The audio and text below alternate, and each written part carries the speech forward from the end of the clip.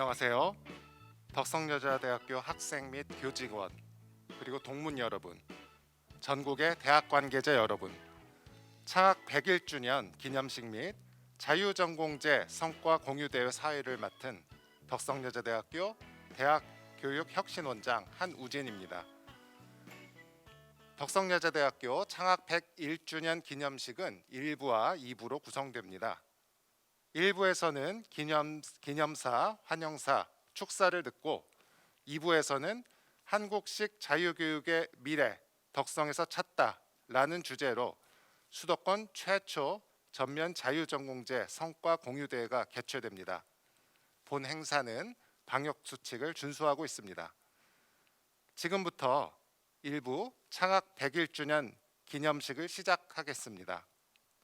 먼저 기념사가 있겠습니다. 학교법인 덕성학원 이면재 이사장님께서 기념사를 해주시겠습니다.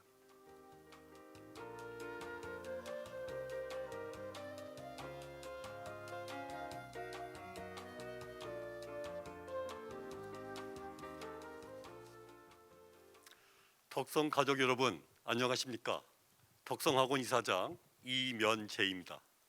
덕성가족을 대표하여 덕성여자대학교 창학 101주년과 자유전공제 성과공유대 개최를 기념하는 자리에 서게 되어서 기쁘고 영광스럽게 생각합니다. 어느새 지난 겨울의 추위는 사라지고 따뜻한 기운이 대학 캠퍼스에 만연합니다. 새로운 봄과 함께 우리 덕성여대에서도 변화의 기운이 싹트기 시작했습니다. 새로운 100년, 명문사학의 입지를 공고히 다지기 위해 덕성여대가 수도권 최초 전면 자유전공제 도입이라는 새로운 도전을 해나가고 있기 때문입니다. 그리고 오늘 새로운 100년을 시작하는 첫 해 생일을 맞아 자유전공제의 지난 1년의 성과를 돌아보는 귀한 자리를 마련하게 되었습니다. 덕성학원은 지난해 창학 100주년을 맞아 민족을 품고 세계로 라는 슬로건을 내세웠습니다. 이 슬로건이 오늘 행사와도 무관치 않다고 생각됩니다. 덕성은 항상 새롭고 과감한 시도를 하면서 지역과 국가를 넘어 세계적인 이정표를 세워나가고자 노력하고 있기 때문입니다. 지금 덕성여대가 하고 있는 전면 자유전공제 역시 이러한 새로운 도전의 일환이자 오랜 긍정의 역사를 바탕으로 찬란한 미래를 희망케 하는 시도라고 생각합니다. 오늘 그 1년의 성과 발표와 함께 전면 자유전공제의 의미를 되새기는 일은 한국 대학의 미래 발전 방향을 점쳐보는 데 중요한 가이드라인을 제시할 것입니다. 이를 통해 다시 한번 지역과 국가 그리고 세계를 넘나드는 귀한 이정표를 세워주시기를 희망합니다. 100년을 이어온 우리 덕성이 앞으로 새로운 100년의 역사를 만들어 가면서 혁신적인 정책들을 하나씩 만들어 실천해 나간다면 우리 덕성의 앞날은 밝을 것이라 믿어 의심치 않습니다. 이 길을 함께 걸어가 주실 덕성 가족 여러분의 노고에 진심 어린 감사의 인사를 드립니다. 다시 한번 덕성여자대학교 창학 101주년 기념식과 큰 걸음으로 내딛는 전면 자유전공제 성과 공유대회의 성공적인 개최를 희망하며 기념사에 가름합니다. 감사합니다.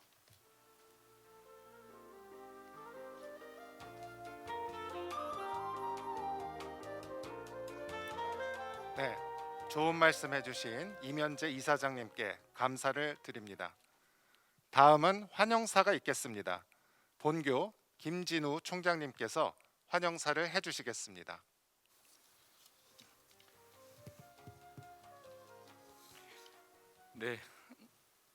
네, 안녕하세요. 덕성여대 총장 김진우입니다.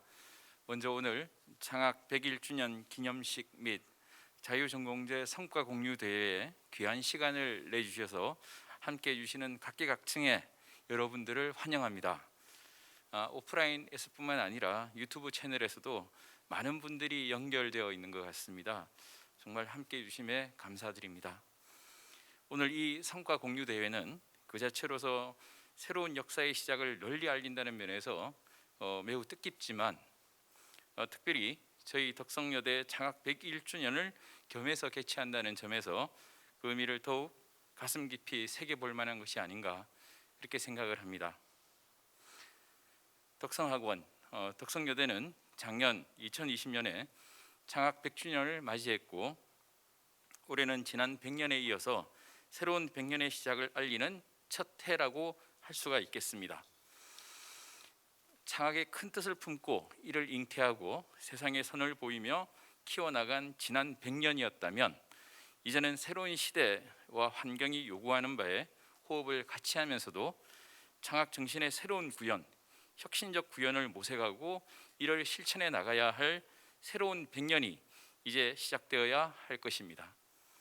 이러한 흐름과 다짐에 따라서 저희 덕성여대는 자유전공제의 학사구조로 전면 개편하고 시행하였습니다.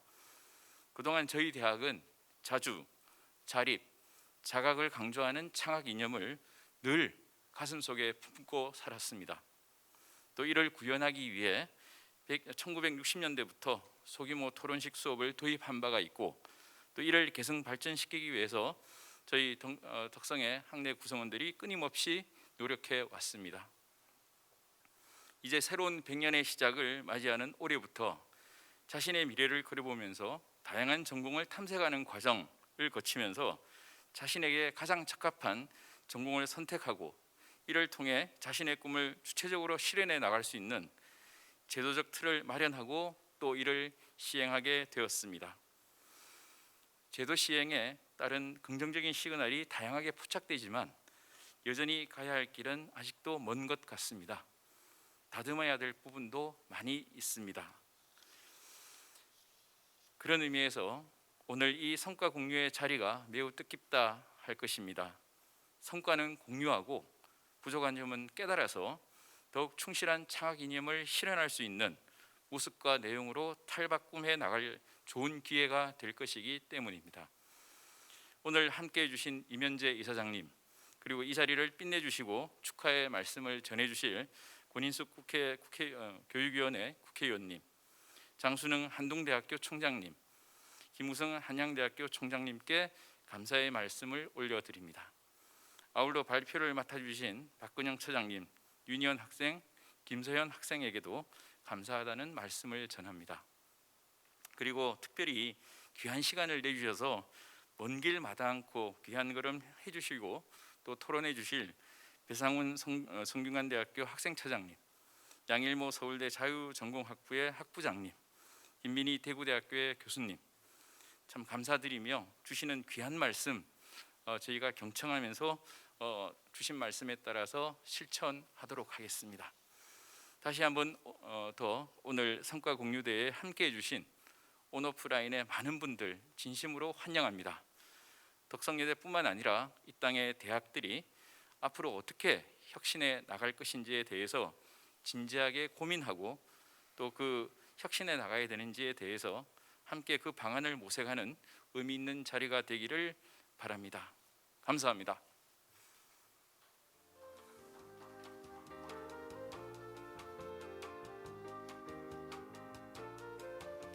네, 김진우 총장님께 감사를 드립니다. 다음으로 축사를 듣겠습니다. 덕성여자대학교 창학 101주년을 맞아 많은 분들께서 축하해 주셨습니다. 코로나19로 인해 함께 이 자리에 모시지 못해 매우 아쉽게 생각합니다. 국회 교육위원회 권인숙 의원님, 한동대학교 장순응 총장님, 한양대학교 김우승 총장님의 축하 메시지를 영상으로 보겠습니다.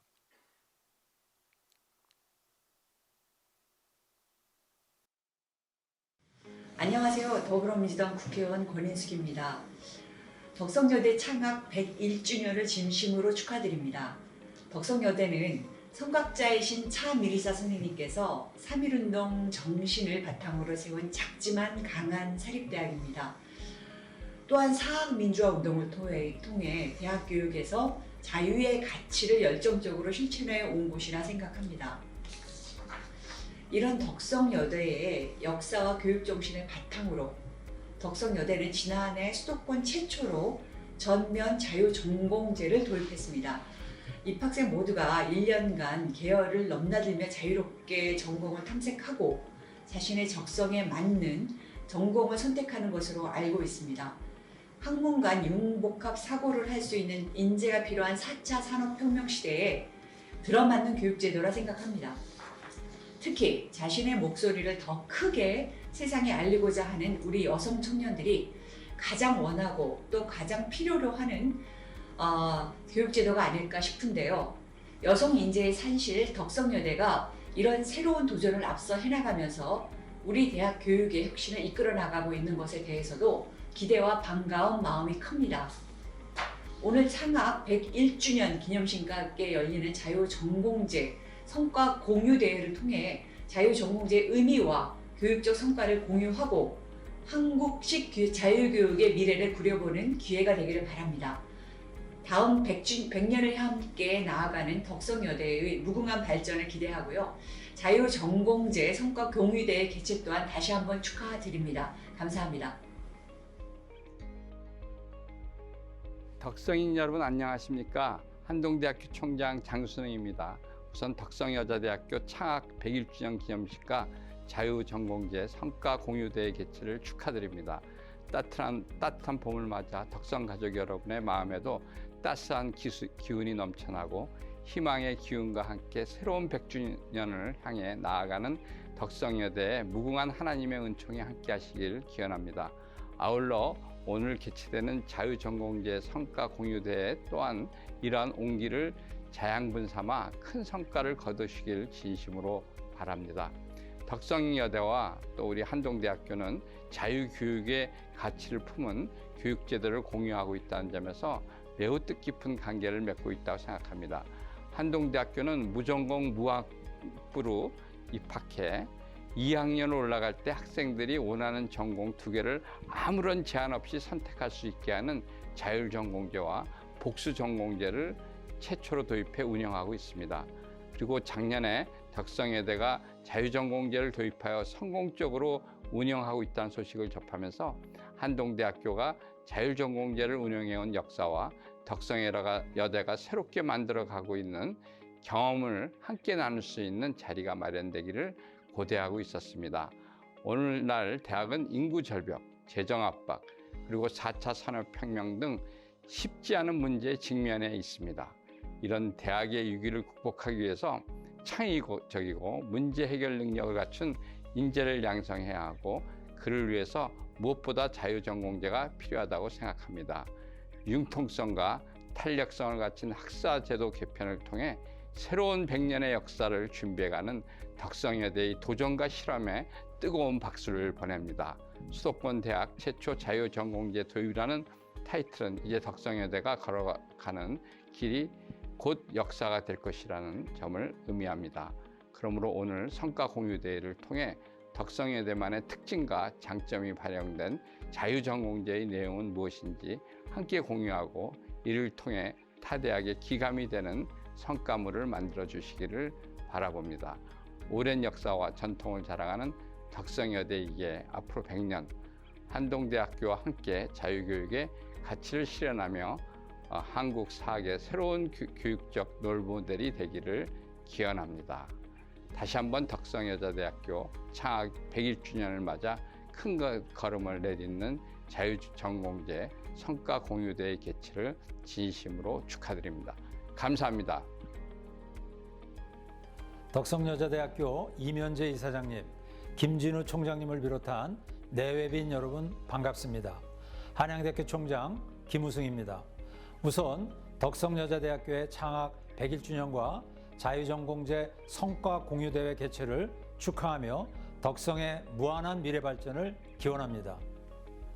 오늘날 한국대학은 전례 없는 변화와 도전의 시기에 직면해 있습니다. 학령인구 감소와 대학 재정 어려움과 같은 위협뿐 아니라 첨단 정보통신 기술이 일상으로 들어오면서 새로운 교육 방식 그리고 새로운 교육의 패러다임을 찾아야 하는 시점이기 때문입니다. 한양대학교 역시 이런 시대적 변화를 맞아 명문대학들과 어깨를 나란히 하기 위해 부단한 노력과 자기 혁신을 하고 있습니다. 저는 덕성여자대학교가 작년에 대학 전체를 대상으로 자유전공제를 수도권 최초로 도입하였다는 소식을 접하고 오늘날 대학이 직면하고 있는 변화와 위기에 대한 덕성여대의 대답이라 생각합니다. 이런 측면에서 오늘 창학 101주년 기념식과 더불어 개최되는 자유전공제 성과 공유대회는 한국대학 교육의 미래를 고민하는 대학 구성원들에게 또 하나의 방향성을 제시할 수 있으리라 생각합니다. 물론 자유전공제를 도입한 많은 대학들이 정원의 몇 % 이내의 소수 정원에 한해 자유전공 학부 설치 방식을 사용해 왔다는 점에 비추어 볼 때 대학 전체에 자유전공제를 도입한 덕성여대의 변화는 혁신적이라 할 수 있겠습니다. 이렇듯 아무도 가지 않던 길을 누구보다 먼저 가려고 하는 덕성여대의 도전을 응원합니다. 새로운 제도의 시행은 초기에 미처 생각하지 못했던 장애 요인들이 생기기 마련이고 기존 제도의 변화에 대한 거부감 등 다양한 이유로 어려움에 직면할 때가 있습니다. 이런 어려움을 덕성 구성원들의 노력으로 극복하고 자유전공제가 덕성여자대학교의 특화된 브랜드로 자리매김하여 우리나라 고등교육의 방향을 제시할 수 있기를 바랍니다. 다시 한번 덕성여대의 창학 101주년을 진심으로 축하드리고 기념식 이후 시간에 이어질 자유전공제 성과 공유대회가 성공적으로 마무리되기를 기원합니다. 감사합니다. 네, 축하 메시지를 보내주신 권인숙 의원님, 한동대학교 장순응 총장님, 한양대학교 김우승 총장님께 감사를 드립니다. 이상으로 일부 창학 기념식을 마치도록 하겠습니다. 이어서 한국식 자유교육의 미래 덕성여대에서 찾다 전면 자유전공제 성과 공유대회를 시작하겠습니다. 덕성여자대학교는 새로운 100년을 열며 전면 자유전공제를 통해 자유교육의 이념을 실현하고자 합니다. 자유전공제 성과 공유대회는 발제와 토론으로 진행됩니다. 발제와 이어지는 토론을 보면서 자유전공제의 가능성을 확인하시기 바랍니다. 첫 번째로 왜 자유전공인가? 란 주제로 본교 김진우 총장님의 발제가 있겠습니다. 네, 안녕하세요. 다시 김진우입니다.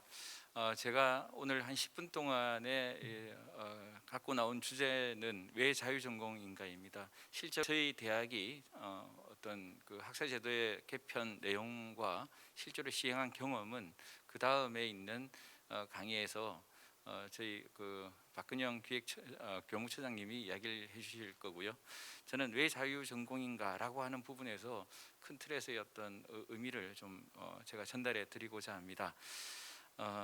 먼저 이렇게 저희 최근에 이제 있는 사회 환경과 정책 변화를 한번 살펴보면 여러 가지 지금 현재로서는 우리나라뿐만 아니라 전 세계적으로 상당히 사회 구조가 복잡다단해지는 것 같습니다. 그런 의미에서 개별적 대응이 좀 지니는 한계, 그래서 좀 포괄적이고 전체적인 접근이 필요하다, 이런 데 대한 여러 가지 이야기 또 화두가 제기가 되고 있습니다. 그래서 과연 그런 개별적인 대응에서의 어떤 한계에 대한 대안이 뭔가라는 또는 그런 사회 현상에 대해 실질적인 해결책을 어떻게 찾을 것인가라고 하는 저희 요구 또는 필요가 좀 급증하고 있다라고 생각이 들고요.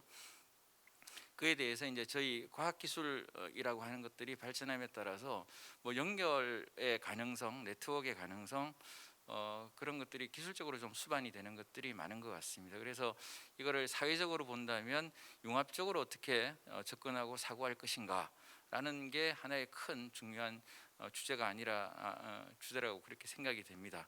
또 정부 정책 또 사회 현상의 변화에 걸맞게 여러 가지 주문들을 하고 있습니다. 그래서 2016년도에도 교육부의 대학 학사제도 개선 방안에서도 전공 간 학교 간 칸막이를 없애서 혁신을 해야 된다라고 하는 그런 내용들이 있었고, 또 교육부의 대학 혁신 지원 방안의 그 방향성에 있어서도 어떤 학과별 전공별 경계를 완화하고 뭐 융합학과를 설치한다든지 그런 융합형 학사 조직에 대해서 상당히 강조를 해왔습니다. 또 최근에 지난 4월 12일 날 제출이 마감이 됐지만 저희 혁신공유대학 사업에서도 대학 간의 컨소시엄을 통해서 어떤 학교 간의 연계 또는 새로운 전공의 창출 이런 것들이 상당히 강조하고 있는 그런 시점입니다.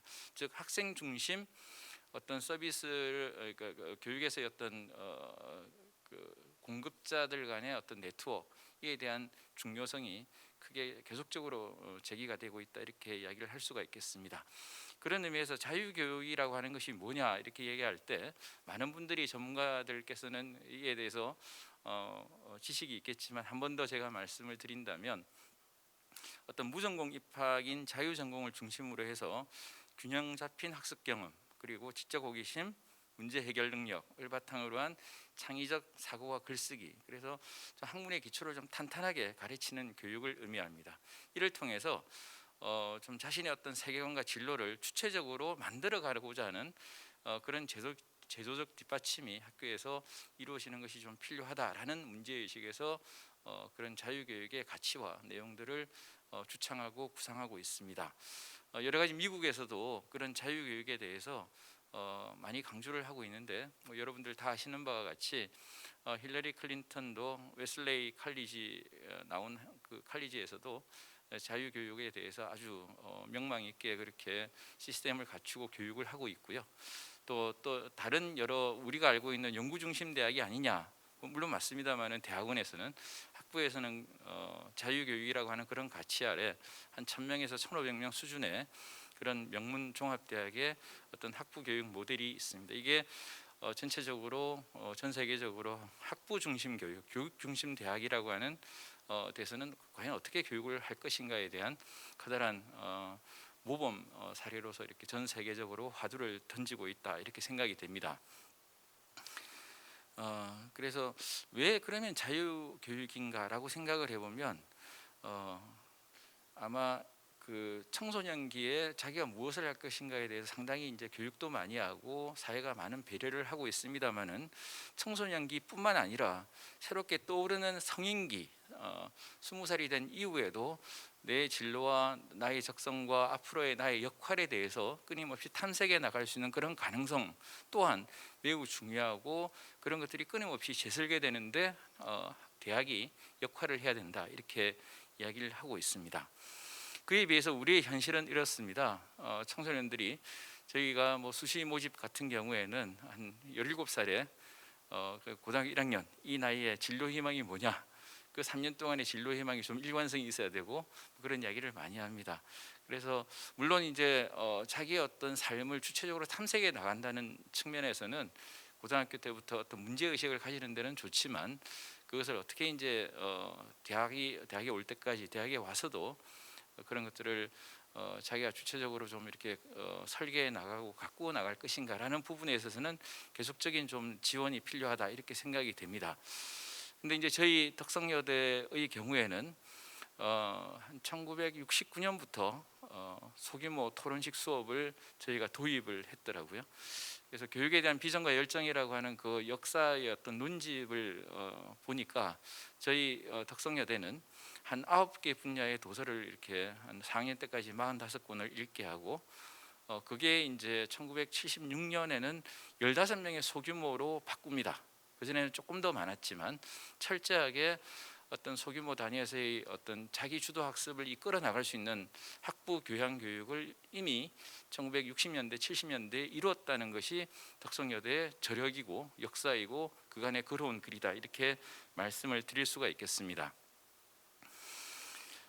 요번에 이제 2019년부터 준비를 해서 전면 자유전공제를 저희가 도입을 했는데 그 의의를 좀 살펴보면 그 전까지는 물론 이제 저희 대학도 어떤 사회적인 수요에 대해서 대응하려고 하는 노력들을 끊임없이 해왔습니다.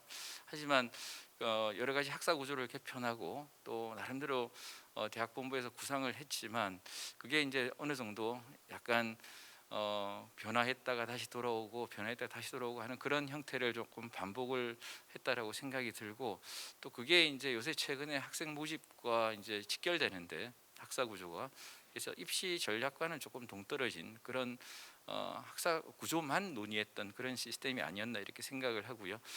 그런 점에서 볼 때 좀 어떤 정교한 설계라든가 꾸준한 추진력을 가지고서 이렇게 이루어져 왔다. 예전까지는 2019년도 이전까지는 그다음에 처음에 어떤 초기 방향을 설정하는데 어떤 명확한 그런 어떤 방향성을 설정하는 게 조금은 제한적이었다라고 생각이 들고, 또 그렇게 개편하다 보면 여러 가지 전공의 유지 이런 것들이 어려울 수 있는데 그것이 어떻게 하면 최소화될 것이냐, 또 뭐 우리 전공에서 그렇게 되면 어떻게 되냐 하는 것 때문에 조금 서로 간에 이제 피해를 덜 주려고 하는 그런 관점에서만 봤지, 혁신적인 발전 전략, 과연 덕성이 나아가야 되는 그런 방향이 무엇인가라고 하는 데 대해서는 좀 더 깊이 있게 고민하는 데는 조금 부족했다라고 생각이 들고요. 그 다음에 학생 입장에서 어떤 학사 구조가 어떻게 변하는 것이 좀 더 바람직하고, 아까 말씀드린 학령 인구가 감소하는 것에 대비해서 어떻게 입시 전략과 학생들을 가르치는 그런 교육 체계를 연결시킬 것인가라는 부분에 대해서 좀 이렇게 부족했다라고 생각이 됩니다. 그런 의미에서 이번에 자유전공제는 그런 문제의식에서 출발해서 바꾸어내려고 하는 노력의 총결집이다, 이렇게 말씀을 드릴 수가 있겠습니다. 그래서 다양한 어떤 경험과 학문을 통해서 학생들이 갖고 있는 각각의 그 개성을 꽃피울 수 있도록 하는 학생 본위의 어떤 학생 중심 교육을 실천하는 하나의 제도적 큰 변화다, 이렇게 말씀을 드릴 수가 있겠습니다. 그래서 저희는 학칙에서부터 자유교육 정신을 천명을 하고 있습니다. 아까 잠깐 말씀을 드렸습니다만 그런 참의사 선생님의 설립자이신 그분의 창학 이념을 저희가 실천하는데 어떤 의미에서는 자유교육의 기본적인 틀을 이미 저희 대학은 40-50년 전에 구축을 하려고 노력을 했고, 그 정신은 면면히 이어져 오고 있다, 이렇게 말씀을 드릴 수가 있고요. 그런 어떤 데 기반을 해서 저희 어떤 창학 이념과 그다음 핵심 역량과 그다음에 학생들이 이끌어져 나가야 되는 어떤 덕성여대의 학교 브랜딩이라고 할까요? 교육의 브랜딩이라고 하는 것을 덕성 이룸으로 잡았습니다. 그래서 안에 보시는 조금 분홍색 같은 게 자생, 자립, 자각, 이 세 가지가 창학 이념이고요. 그의 앞 그 영문 이니셜을 따서 RUM이라고 이렇게 명명을 했고, 그 다음에 바깥쪽에 있는 조금 진한 빨간색이 6가지의 핵심 역량입니다.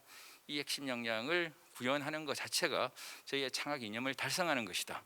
그것을 주체적인 내가 이루어 나간다는 의미에서 I를 붙여서, 그래서 전체적으로는 덕성 이룸 교육이라고 저희가 명명하고 이를 실천하려고 노력을 하고 있습니다.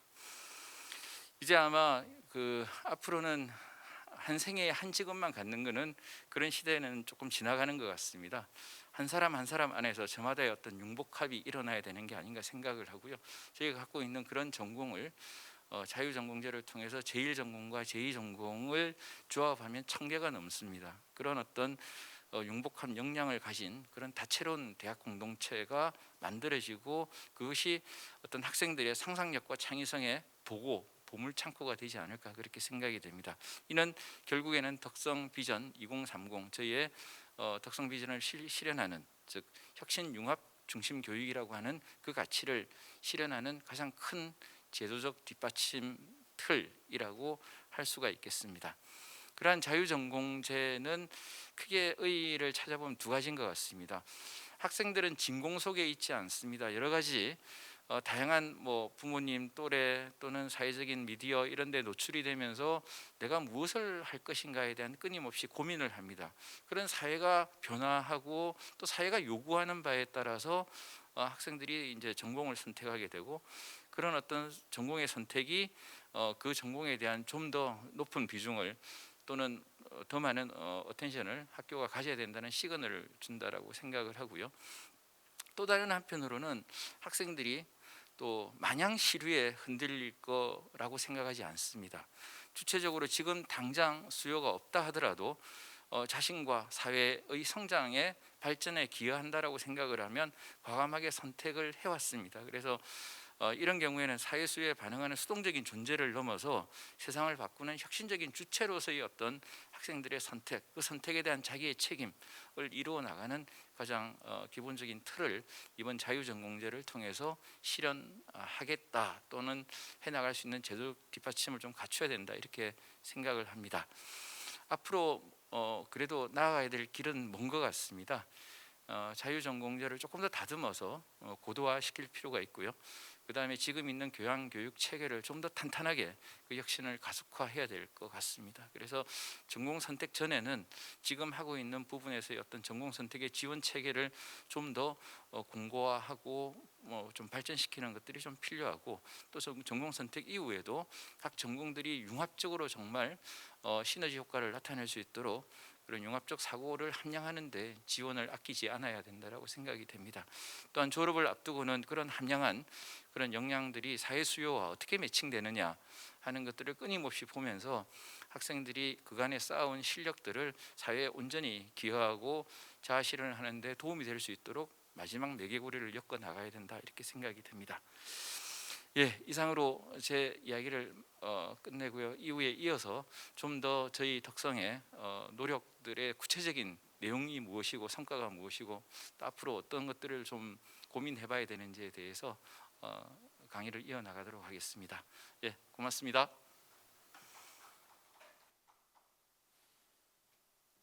네, 덕성 자유전공의 의의에 대해 역설해 주신 김진우 총장님께 감사드립니다.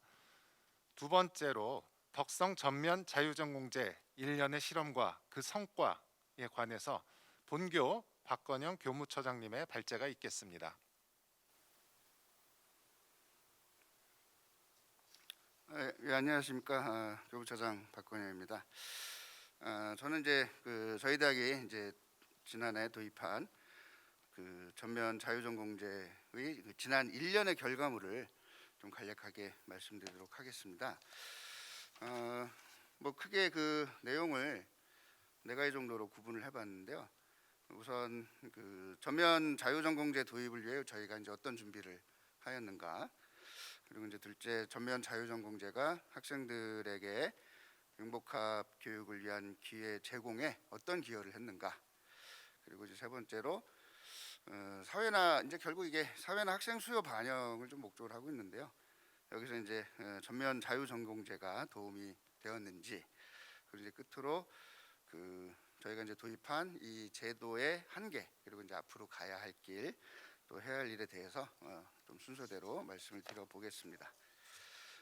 일단 저희 대학 전면 자유전공제는 이 모집 단위를 변경하는 것부터, 그러니까 광역화라고 보통 불리는 건데, 이제 여기서부터 시작을 하게 됩니다.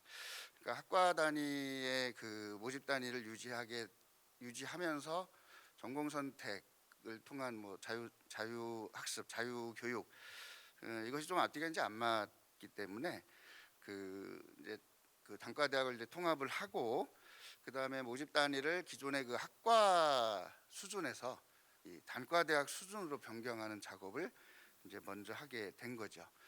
그래서 이제 결과물로 보시면 저희는 학과제로, 즉 모집 단위가 사전에 정해져 있는 거는 약학과와 유아교육과 2과밖에 없습니다. 그리고 이제 나머지는 모두 소위 말해서 이제 정원이 없는, 모집 단위가 없는, 모집 정원이 없는 전공제라고 보시면 되겠죠.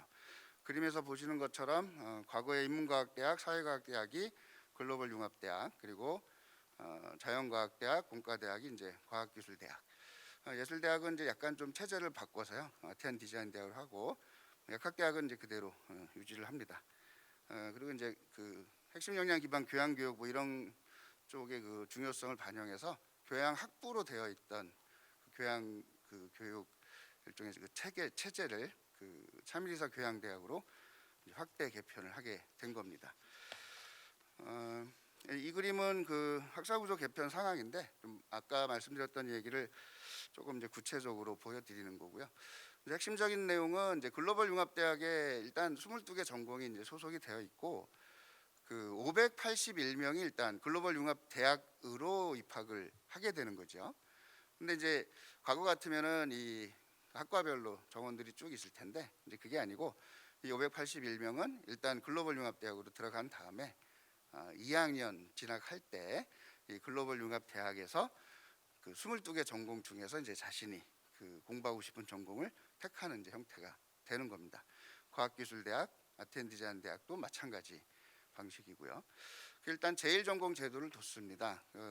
여러 가지 저희 또 학사 제도나 뭐 행정적인 측면이 있기 때문에 그래서 제1전공을 제1전공은 이제 들어온 단과 대학, 자신이 입학한 단과 대학을 택하게 되는데 제2전공은 두 번째 전공은 그 입학 계열, 그러니까 자신이 어디로 들어왔느냐 하는 입학 단위와 상관없이 이제 계열을 넘어서 다른 단과 대학에서 이제 택할 수 있게 돼 있죠. 그래서 산술적으로 저희가 아까도 총장님께서 잠깐 언급을 하셨는데 대학이 제공할 수 있는 전공 선택의 조합 개수는 이제 1,300여 개가 넘어가는 형태가 이제 가능해진 겁니다. 예. 이게 이제 저희 준비라고 보시면 되겠고요. 그러면 이제 융복합 교육계를 어떤 식으로 제공을 했느냐? 사실 뭐 융복합 교육의 결과물을 지금 평가하기에는 너무 힘들 것 같고요. 저희가 일단 1년 동안 그래도 학생들이 자신의 진로를 더 탐색을 하고 진로를 결정하는 데 있어서, 즉 전공을 선택하는 데 있어서 어떤 그 준비를 지원을 하고 있는지를 좀 성과물로 말씀을 드리도록 하겠습니다. 일단 1학년 들어오면은 전공 탐색 교과목이라는 것을 수강하도록 해놨습니다. 그래서 그냥 아무런 뭐 사전 지식 없이 전공을 택한다는 건 좀 말이 안 되니까 자신이 전공하고 싶은 과목을 분야를 전공 탐색 교과목이라는 이름으로 수강을 하도록 했는데 이거를 그 12학점을 필수로 좀 만들어 놨는데요. 실제 결과물을 보니까 4.6개의 교과목을 수강을 한 걸로 나옵니다. 이 얘기는 더 했다는 얘기죠. 필수적으로 요구했던 것보다 더 하고 있다. 굉장히 긍정적인 신호로 생각이 됩니다. 시간을 들여서라도 교과목을 전공탐색 교과목을 수강을 하겠다라고 학생들이 판단하고 있다. 이렇게 이제 보고 있는 거고, 그 다음에는 뭐 전공선택 디딤돌이나 신입생 예비대학 같은 그 좀 온라인 기반 대규모 진로 탐색 프로그램들을 실시를 해서 이제 학생들의 전공 선택을 도와주고 있었죠. 그 결과가 어떻게 됐는지, 그 성과가 어떻게 됐느냐는 좀 쉽게 말씀드리기는 어려운데, 일단 저희 입장에서는 그 사전조사를 쭉 이렇게 전공 선택에 대한 사전조사를 진행을 했는데, 그때 한 선택하고 최종적으로 전공을 선택한 것과 비교했을 때 46% 정도의 학생들이 중간에 전공이 이제 바뀐 결과를 저희가 이제 볼 수 있었습니다. 이게 어쨌든 그 전공을 이제 탐색한 과정의 결과물이 아닐까, 긍정적으로 학생들에게 이제 작용한 부분이 아닐까라고 이제 판단을 하고 있고요. 근데 그러고 나서 최종적으로 제 1, 2 두 개의 전공을 선택을 하는데요. 의무는 아니었습니다. 사실 전공 심화라는 제도가 또 있었기 때문에요. 근데 의외로 제2전공을 선택한 비율을 보면 67%, 3분의 2 이상이 제2전공을 선택을 한 결과를 얻었는데, 이게 과거의 복수전공은 그 5에서 20% 정도밖에 안 됐거든요. 그러니까 이것도 저희는 학생들 입장에서는 그만큼 이제 다양한 쪽에 관심을 갖고 그것들을 이제 결합하는 것들 스스로 결정하는 것에 따른 결과가 아니었는가, 이렇게 이제 판단을 하고 있습니다. 그 중도 탈락률을 좀 간단하게 보여드렸는데 1학년 중도 탈락 학생 수가 20년에 들어오면서 한 26% 정도 감소를 합니다. 물론 여러 가지 이유가 있겠죠. 이것이 꼭 전면 자유전공제의 효과다라고 말씀드리기 좀 힘들지만, 어쨌든 1학년들의 중도 탈락 학생 수, 그 중도 탈락의 정도가 한 4분의 1 정도 줄어들고 있고, 뭐 이것은 이제 저희 입장에서는 또 희망적으로 보고 있는 겁니다. 물론 더 자료가 축적이 돼야 되고 그 분석을 해야 될 게 많지만 중도 탈락률이 이 자유전공제의 어떤 성과의 지표로서 활용이 되지 않을까, 이런 예상을 좀 하고 있습니다. 다음으로 이 제도가 수요 반영에 이제 어떻게 좀 도움이 되고 있느냐, 좀 도와주고 있느냐, 이제 이 부분인데, 입시 경쟁률을 한번 좀 보여드리고 있습니다. 수시 경쟁률, 정시 경쟁률 모두 저희 대학이 이제 2019년 이후에 2년 연속 상승을 하고 있는데요. 비교로 갖고 온 대학들은 이제 좀 하락을 하고 있죠. 일단은 좀 뭐 저희 입장에서 고무적인 일인데요. 뭐 이게 하락한 대학만 갖고 온 건 아니고 다 아시다시피 학령 인구 감소 뭐 이런 것 때문에 지금 올해, 특히 올해 이번 연도에 그 입시 경쟁률이 많이 하락을 했는데, 저희는 그럼에도 불구하고 제도를 도입한 19년 이후에 계속해서 경쟁률이 증가하고 있다. 이게 그래도 이런 변화가 긍정적으로 작용하는 거 아닌가라고 이제 추측을 하고 있는데, 실제로 그 설문조사를 실시한 결과에서도 뭐 입시 담당 교사분들이나 학부모 분들 입장에서는 모집 단위를 이제 광역화하고 또 1, 2전공 제도를 둔 것을 굉장히 긍정적으로 그 긍정의 비율이 80%가 이제 넘어가고 있습니다. 긍정적으로 이제 판단하는 것으로 보이고 있고요. 학생들에 대한 조사는 이제 지금 진행 중인데 뭐 1차적으로 1차 데이터를 봤을 때도 70% 이상이 이 학교를 선택하는 데 도움이 된 제도였다라고 일단 얘기는 해주고 있습니다. 그러니까 입시 시장에서의 어떤 효과는 나름 괜찮지 않았나 이렇게 이제 판단을 하고 있습니다. 근데 이제 저희가 이거 제도를 도입할 때 그 소위 말해서 이제 쏠림 현상, 그러니까 전공을 안 정하고 나중에 정하게 하면은 소위 말해서 뭐 인기 있는 학과로 다 몰려가는 거 아니냐, 뭐 이런 얘기들을 많이 들었어요. 그런데 그 지금 이제 왼쪽 표죠, 그렇죠? 왼쪽 표겠죠. 왼쪽 표를 보시면 저희가 3차에 걸쳐서 사전 조사를 하고 최종 그 전공 선택 현황을 이제 받게 됐는데요. 2차 때 보시면은 어떤 가장 많이 전공을 선택한 경우가 이제 130명이나 되는 경우도 있었습니다. 굉장히 좀 쏠림 현상이 있는 거 아닌가 했는데 최종적으로 보면 57명에 불과하고, 그래서 이제 최고 경쟁률도 3.25대 1까지 갔다가 1.7대 1 정도로 좀 많이 완화가 됐고, 또 최대 배정 인원이라는 게 있는데요. 어쨌든 뭐 그 학생들이 갈 수 있는 숫자를 완벽하게 풀어놓을 수는 없기 때문에 최대 배정 인원을 이제 두고 있는데, 그거를 초과한 전공의 개수도 11개에서 16개로 늘고 있습니다. 그러니까 이것은 저희 입장에서는 시간이 지나면서 학생들의 수요가 어느 정도 이렇게 퍼지고 있는 거 아니냐. 그래서 학생들의 이제 그 전공 결정 또 진로 탐색들을 충분히 시간을 주고 도와준다면 그 일각에서 제기되는 쏠림 현상은 그렇게까지 우려하지 않아도 되는 걸로 판단을 하고 있습니다. 그다음에 또 하나의 문제가 이제 이 최대 배정 인원 같은 걸 두다 보면 혹시라도 가고 싶은 전공이 있는데 못 가는 학생들이 막 폭증하는 거 아니냐, 뭐 그런 이제 그런 이제 우려들도 있었는데 실제로 1000명이 이제 학생들이 제1 전공을 선택을 합니다.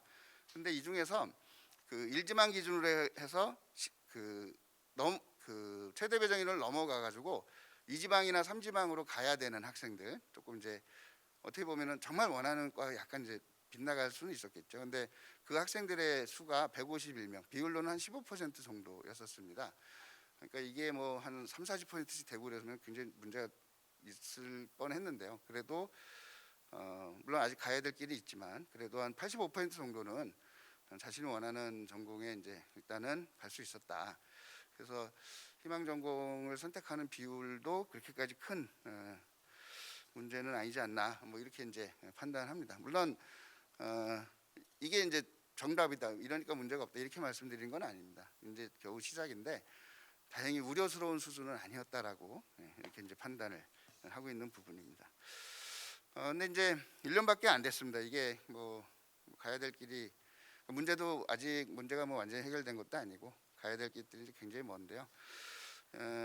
몇 가지 한번 그 저희 이제 학내에서 또 여러 얘기들이 되고 있는 걸 한번 말씀을 드려보려고 합니다. 우선 그 지금 인문과 사회가 결합이 되어 있고 자연과 공학이 결합이 되어 있는데 이 통합의 범위에 대해서 이제 한쪽에서는 너무 넓다, 이런 주장이 있습니다. 그래서 인문이나 사회 그리고 자연이나 공학 이걸 분리를 좀 해야 되는 거 아니냐. 학생들 입장에서 이질적인 전공들이 마구 이렇게 좀 뒤섞여 있는 듯한 이런 제도는 뭐 바람직하지 않다, 이런 주장들이 있는데 사실 뭐 이게 그 원래 융복합 이런 것들을 하다 보니 추구하다 보니까 아까도 총장님께서 말씀하셨지만 선택의 범위를 좀 넓혀주고 결간의 어떤 이런 장벽들을 좀 최소화하는, 없애주는 이런 것들을 목적으로 했기 때문에 이게 또 통합의 범위를 축소하게 되면은 저희가 이제 추구하고 있는 자유전공제의 성격이 퇴색할 수밖에 없는 문제가 있겠죠. 또 입시에 어떤 영향을 미칠지도 좀 불분명하고, 이제 반대로 또 넓히자는 주장도 있긴 있습니다. 이제 문이과 통합교육 뭐 이런 시대에 문이과 이것도 한번 없애는 거 어떠냐. 근데 이거는 정말 모르는 길인 거죠. 그러니까 지금 저희가 뭐라고 말씀을 드릴 수 없는 뭐 그런 얘기인데, 하여튼 이제 이런 논란들이 좀 있는 상황이고요.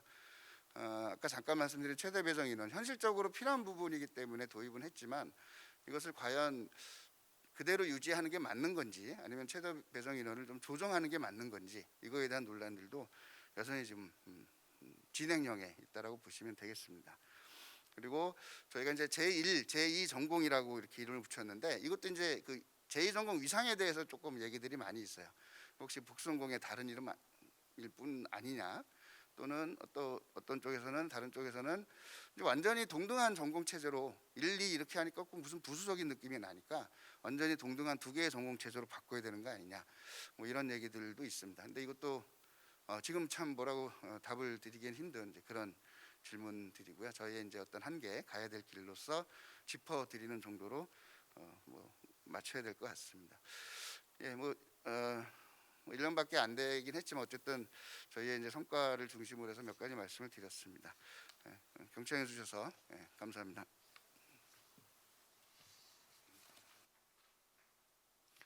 네, 덕성 전면 자유전공제의 성과와 고민을 나누어 주신 박건영 처장님께 감사드립니다. 이제 자유전공제를 경험하고 있는 재학생의 목소리를 들어보겠습니다. 대학도 학생들이 자유전공제를 통해 어떠한 경험을 하게 될지 저희는 알 수가 없죠. 직접 경험하는 학생들이 잘 알겠죠. 그래서 기대와 함께 우려도 컸습니다. 먼저 본교 정치외교학 전공 20학번 윤의원님의 발제가 있겠습니다. 안녕하세요. 덕성여자대학교 정치외교학 전공 20학번 윤희원입니다. 오늘 저는 1369개의 전공조합을 1년 동안 경험하고 선택하세요라는 주제로 이렇게 5가지 항목으로 나누어 봤는데요. 이러한 순서로 발표 시작하겠습니다. 시작하기에 앞서 제가 왜 덕성여대에 오게 되었는지 알려드려야 할 것 같은데요. 저는 반수를 통해 덕성여대에 오게 되었습니다. 그 이유는 제가 생각했던 것과 달랐던 전공 때문입니다.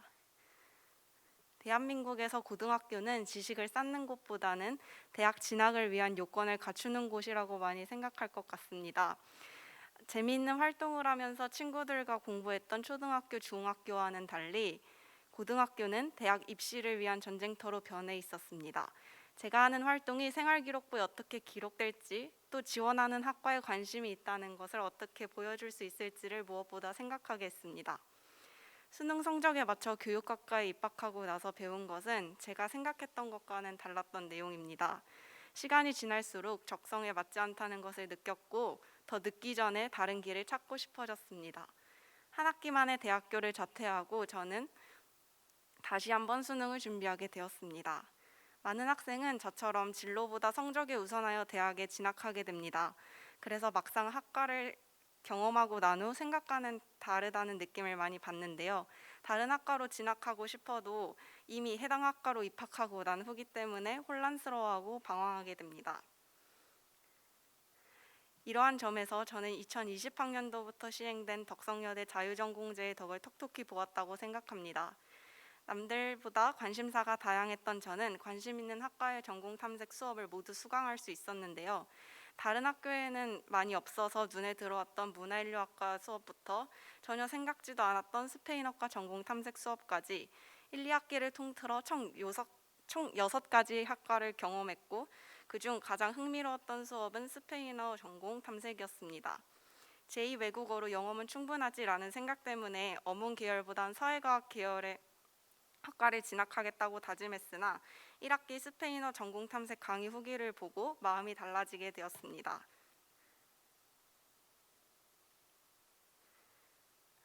2학기에 스페인어 전공 탐색을 수강한 저는 전혀 몰랐던 스페인과 라틴 아메리카의 역사와 정치, 경제, 예술을 색다른 시각으로 바라볼 수 있게 되었습니다.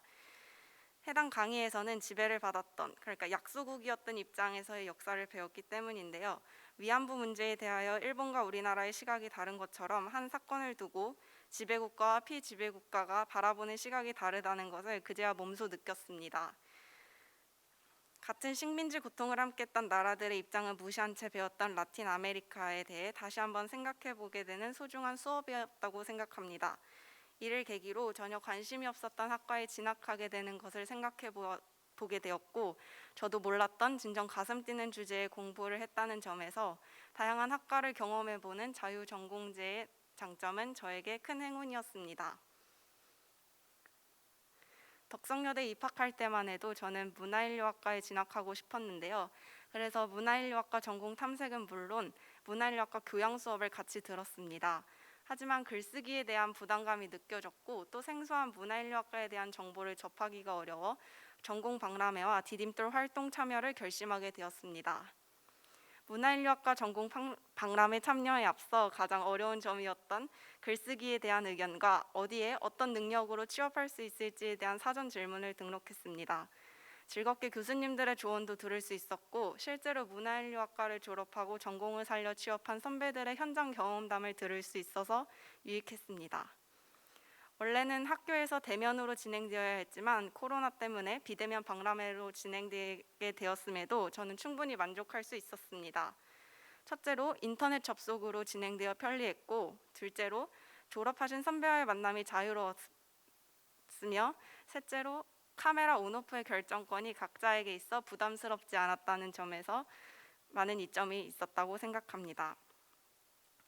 전공 박람회와 디딤돌 활동을 통해 문화인류학에 대한 어려움, 궁금증을 해결한 저는 문화인류학과가 진짜로 제가 하고 싶은 것인가 고민하게 되었습니다. 정치외교학과의 전공 박람회, 디딤돌 활동에 참여하면서 이러한 고민은 사라지게 되었는데요. 제가 진정 배우고 싶은 공부는 정외과에서 할 수 있음을 알게 되었기 때문입니다. 정외과 학생회가 정외 교수님 3분을 인터뷰한 내용이 제일 인상이 깊었는데 정외과는 우리가 살아가면서 바꾸어야 할 것들을 바꿀 마음이 있는 사람들이 오는 과라고 하시며 작게는 공동체, 국가, 크게는 세계를 바꿀 사람들의 모임이라고 하셨습니다. 이 말을 듣고 작년에 스페인어 전공 탐색에서 배운 약소국 입장에서의 역사를 알리고 싶어졌고 또 세계 문제 해결을 촉구하는 사람이 되고 싶어졌습니다. 2020학년도부터 덕성여대의 복수전공 제도는 이전공 제도로 바뀌었습니다. 기존의 복수전공은 세계학과는 지원 자체가 불가했고 다른 세계학과는 제한된 인원만을 선발하는 제도였습니다. 하지만 이전공은 약학과, 유아교육과를 제외하고 모집된 계열에 상관없이 전공별 인원 제한 없이 자신이 배우고 싶은 학과를 선택하여 공부할 수 있습니다. 기존에 복수전공 제한 선발을 했었던 컴퓨터공학과, IT 미디어공학과, 의상디자인과 역시 인원 제한이 없다는 점에서 학생들의 선택폭을 넓혀주었습니다. 실제로 저희 과 동기는 IT 미디어과를 이전공으로 선택하여 수업을 듣고 있고 다른 20학번 동기는 식품영양학과를 1전공으로 또 계열이 다른 심리학과를 2전공으로 하여 수업을 듣고 있습니다. 이는 주전공이 정해져 있고 복수전공 선택조차 자유롭지 않은 다른 대학과 확연히 차별화된다고 볼 수 있습니다. 저는 자신이 하고 싶은 것을 명확하게 찾지 못한 친구들은 물론 명확한 꿈을 가진 친구들에게도 덕성여대를 추천하고 싶습니다. 전자의 경우에는 다양한 학과를 경험해보고 그 중에서 자기에게 가장 잘 맞는 학과를 선택할 수 있는 1년이 될 수 있다고 또 후자의 경우에는 과거의 저처럼 저에게 가장 잘 맞는 학과를 선택할 수 과거의 저처럼 좌절할 때의 충격을 덜어줄 수 있다고 생각했기 때문입니다. 오히려 명확한 꿈을 가진 친구들이 자신의 전공과 맞지 않는다고 생각하면 다른 친구들보다 무기력해지는 경우를 많이 보았기에 다양한 학문을 경험해보고 꿈꿨던 학과에 진학하는 것은 전혀 늦지 않는 길임을 알 수 있었습니다. 또 스페인어 전공 탐색 과목이 정치외교학 전공 선택에 영향을 주었던 저의 경우처럼 다양한 전공 탐색 과목 수강은 훗날 분명히 유용한 지식 또 무언가를 시작할 계기가 될 것입니다. 저는 정보가 추가될수록 고민하게 되어 학과를 정하기 어렵다고 느껴졌습니다. 하지만 진학하고자 하는 학과에 대해 섣불리 단정짓고 후회하기보다는 다양한 전공 탐색 강의를 수강 후 자신의 전공을 결정해도 늦지 않다는 점에서 자유전공 제도는 학생 입장에서 큰 이점이라고 생각합니다. 1년 동안 1369개의 전공 조합을 경험해보는 동시에 다른 학교에는 없는 덕성여대의 이전공 제도를 잘 이용한다면 세상이 원하는 융합 인재가 될 수 있을 것입니다. 감사합니다. 네. 전공 탐색과 또 선택 과정에서의 아주 소중한 그런 체험을 나누어 준 윤 의원님께 감사드립니다. 예. 다음은 본교 텍스타일 디자인 전공 20학번 김서연님의 발제가 있겠습니다. 안녕하세요. 덕성여자대학교 텍스타일 디자인학과 20학번 김사연입니다. 저도 앞서 발표하신 윤리원 학생에 이어 제가 경험한 자유전공제를 공유하려고 합니다.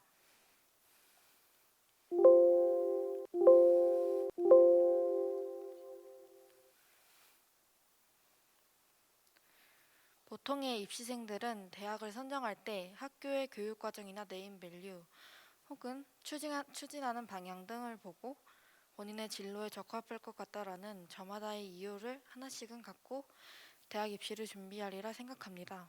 하지만 저는 단순하게 덕성여대가 여대라는 이유로 들어와서 그런지 교육 제도에 대해서는 무지한 상태였습니다. 그랬기 때문에 동양화로 들어왔으니 4년 동안 동양화만 하다가 졸업하겠지라는 조금은 단순한 생각을 하게 되었습니다. 하지만 이 생각은 오래가지 못했는데요. 수강 신청 당일에 제 시간표에 문제가 있다는 것을 알게 되었기 때문입니다. 잘못된 시간표 때문에 듣고 싶었던 수업의 절반을 듣지 못하게 되었고 수강 신청이 끝나갈 때쯤 예상에도 없었던 의상 디자인, 미술사학, 중어중문학과의 전공 탐색 수업을 듣게 되었습니다. 고등학교 2년 동안 동양화만 바라봤던 저에게는 세 개의 학과 수업이 그저 걱정덩어리 자체였습니다. 하지만 마음의 짐을 가지고 한 학기 동안 수업을 들은 결과 놀랍게도 기대 이상이었습니다. 겁먹었던 것이 무색할 정도로 낯선 학과의 수업들은 저의 시야를 트이게 하는데 많은 도움을 주었습니다. 특히 미술사학 수업에서 배운 처음 들어보는 작가들과 작품들 그리고 작품에 담긴 이야기들은 작품 제작을 진행하는 저의 지적 수준과 작품을 바라보는 시각을 향상시켜 주었습니다. 그리고 사실 생소한 분야의 수업을 듣는 것 그 자체가 도전이었기 때문에 이후 수업 이외에도 다른 새로운 프로그램에 참여할 때에도 두려움을 전보다는 적게 느끼게 되었습니다. 그리고 2학기부터는 예술대학 수업을 중심으로 시각 디자인학과, 동양화, 그리고 텍스타일 디자인학과의 전공 탐색 수업을 듣게 되었습니다. 수업을 듣기 전까지만 해도 이미 전공을 동양화로 결정짓고 시각 디자인학과와 텍스타일 디자인 수업은 경험차 들어보자고 넣어놓았는데요. 수업을 들으면서 큰 변화가 생기게 되었습니다. 학기가 끝나갈 무렵에 가까워질수록 오히려 동양화보다 텍스타일이 흥미도 적성에도 맞다는 것을 알게 되었습니다. 왜냐하면 수업 진행 방식이 색다르게 다가오기도 했고 앞으로 배울 것이 많다는 생각이 들었기 때문입니다. 그러면서 동양화 수업을 계속 듣는 이유를 스스로 돌이켜보니 그냥 늘 고등학교 때부터 했으니까 당연한 거 아닌가? 라는 생각이 들면서 그보다는 이제 정말 하고 싶은 것을 해야 되는 게 아닌가 라는 생각이 들기도 했습니다. 또 수업 중에 텍스타일 디자인 강의실 복도에 걸려있는 작품들과 선배들의 작품 발표를 보면서 나도 나의 아이디어로 재밌는 결과물을 만들어내고 싶다는 생각이 들면서 저는 1학년 2학기 전공과 함께 제1전공을 텍스타일 디자인학과로 결심하게 되었습니다.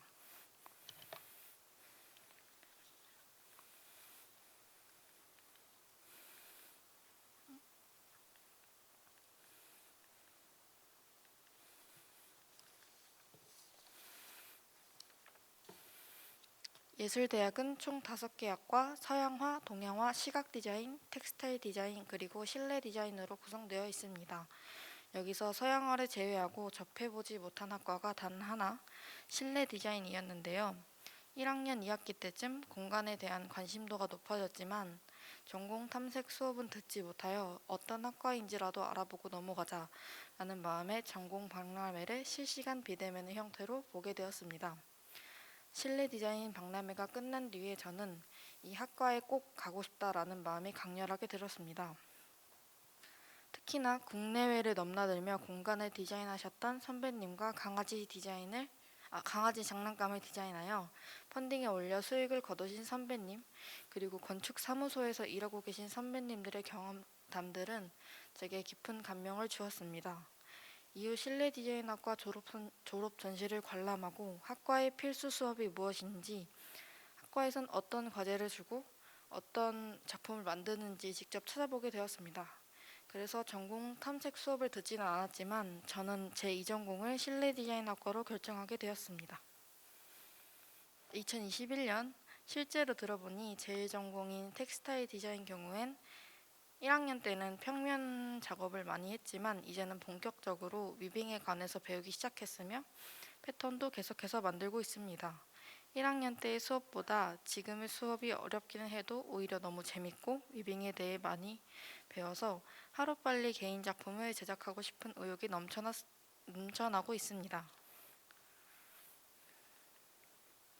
그러나 반대로 제2전공인 실내 디자인 전공 수업 같은 경우엔 예상과 많이 달랐습니다. 처음은 나름대로 재밌었지만 이해가 되지 않는 부분들도 많았고 주제를 표현하는 방식이 이제까지 해왔던 제가 원하는 방식과 매우 달라 지금 현재 제2전공을 다른 학과로 바꾸거나 제1전공을 심화할 계획에 있습니다. 하지만 저는 지금에 전혀 당황하거나 낙담하고 있지 않습니다. 이 전공은 언제든 바꿀 수 있고 어떤 계열의 학문이든 선택할 수 있기 때문입니다. 이처럼 어떤 결과가 나오더라도 주저하지 않고 미래에 대한 방향을 바꿀 수 있는 것 또한 자유전공제의 장점이라고 생각합니다.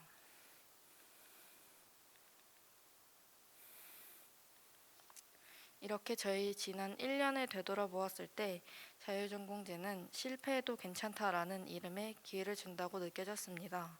특히나 한국처럼 이 나이대에는 무조건 이게 되어 있어야 한다라는 정상성에 대한 강요가 있는 곳에서 고정관념을 떠나 언제든지 새로운 분야에 발담가 볼 수 있는 기회를 주고 있어 자유전공제가 이름만큼 자유를 준다고 생각합니다.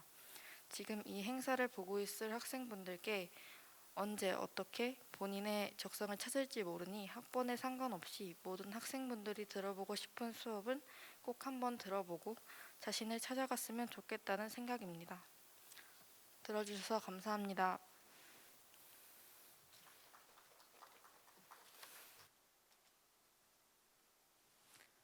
네, 수강 신청의 실수와 또 생각과 달랐던 실패가 새로운 가능성을 열고 오히려 자신의 길을 찾게 해주었다는 김세연님의 이야기 뜻깊었습니다. 감사드립니다. 자, 지금까지 본교 네 분의 발제를 들었습니다. 이후 자리를 정돈하는 동안 준비한 영상을 보시고 5분의 패널을 모시고서 토론을 진행하겠습니다.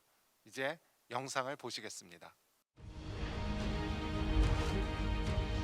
100년 전 시작된 혁신의 바람. 묵묵히 여성의 영역을 넓혀온 여정. 이제 혁신과 융합의 꽃을 피우며 새로운 100년을 시작합니다.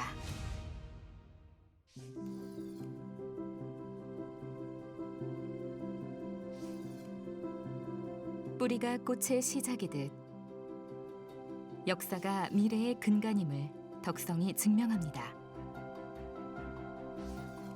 대한민국에서 유일하게 여성 독립운동가에 의해 손수 민족자본으로 설립된 교육기관으로서 시대와 사회의 편견과 싸우며 세상을 바꾸는 강인한 여성 인재를 배출해온 덕성.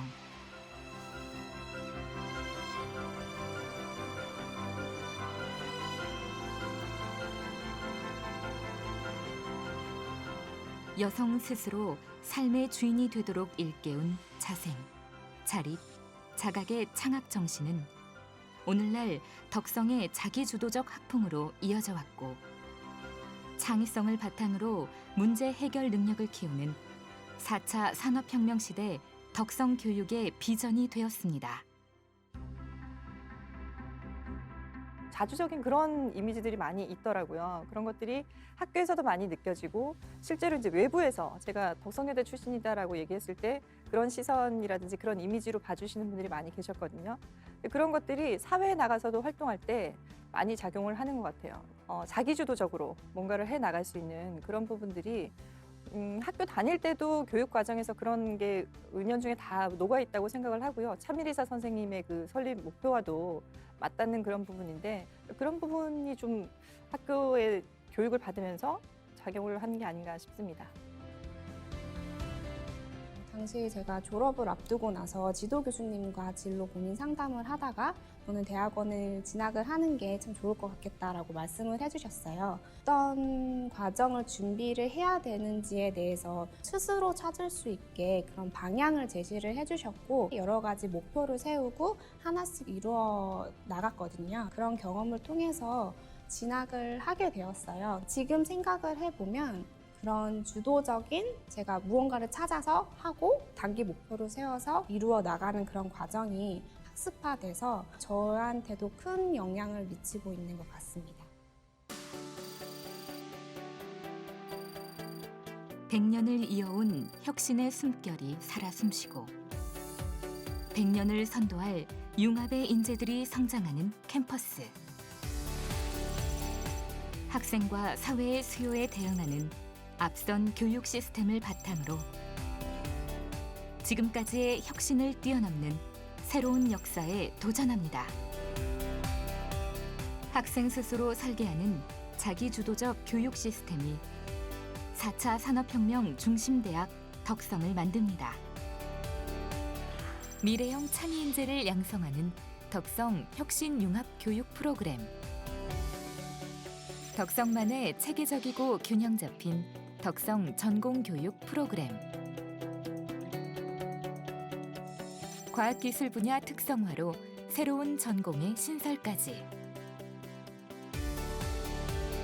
덕성 특유의 유대감과 학생 밀착 교육이 빛을 발하는 교육 시스템을 운영합니다.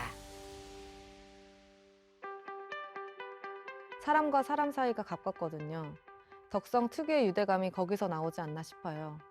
그런 유대감과 경험들이 다양한 글로벌 프로그램을 통해서 세계로 확산되는 것도 덕성의 강점이라고 생각합니다. 내실에 집중하는 글로벌 교육으로 세계와 함께 성장하며 세상을 변화시키는 덕성인을 키우고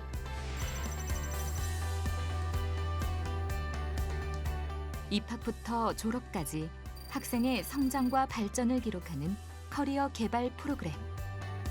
학생의 꿈을 응원하는 다양한 지원 프로그램을 통해 원하는 미래를 만날 때까지 세심하게 관리하고 지원합니다. 학교를 다니다 보면 많이 느끼는 게 제 전용 AI 비서 같은 느낌이 많이 있어요. 그 100년간의 수많은 학생들을 많이 거쳐왔잖아요. 그러면서 이제 노련한 경험이 쌓이면서 가만히 있어도 그냥 학생들이 가만히 있어도 어느 점에서 불편해하는지를 알고 계시고 그다음에 이제 어느 부분에서 정확히 지원을 해줘야 되는지 알고 있는 것 같더라고요. 끊임없이 여성의 영역을 넓혀 더 많은 기회를 열어주는 대학. 학문에 기초한 핵심 역량과 스마트한 직무 능력을 갖춘 준비된 학생. 기본을 중시하는 혁신융합 교육중심대학의 비전이 하나 되어 아직 아무도 가보지 않은 새로운 내일의 길을 엽니다. 학교에도 많은 수많은 기회가 있거든요. 강의실 안에서 배울 수 있는 지식들도 있고 또 학교 내부에 있는 다양한 프로그램과 기회들을 살려서 많은 사람들과 소통도 하고 협력을 하는 사회에 작지만 부드러운 변화를 일으킬 수 있는 덕성인이 되시길 바라겠습니다. 지금은 취업하는 그 친구들의 영역이 너무나도 다양해지고 예전에는 생각하지 못했던 그런 분야까지도 많이들 도전을 하시더라고요. 그런 걸 보면 참 멋지다라는 생각도 들고 후배들이 앞으로 더 여러 분야에서 좀 승승장구할 수 있는 그런 기회가 됐으면 좋겠습니다. 잘 가르치는 교육 중심 대학. 배움이 소중한 행복한 학생. 꿈꾸고 도전하는 학생들이 있는 한 100년의 저력 덕성의 혁신은 멈추지 않을 것입니다.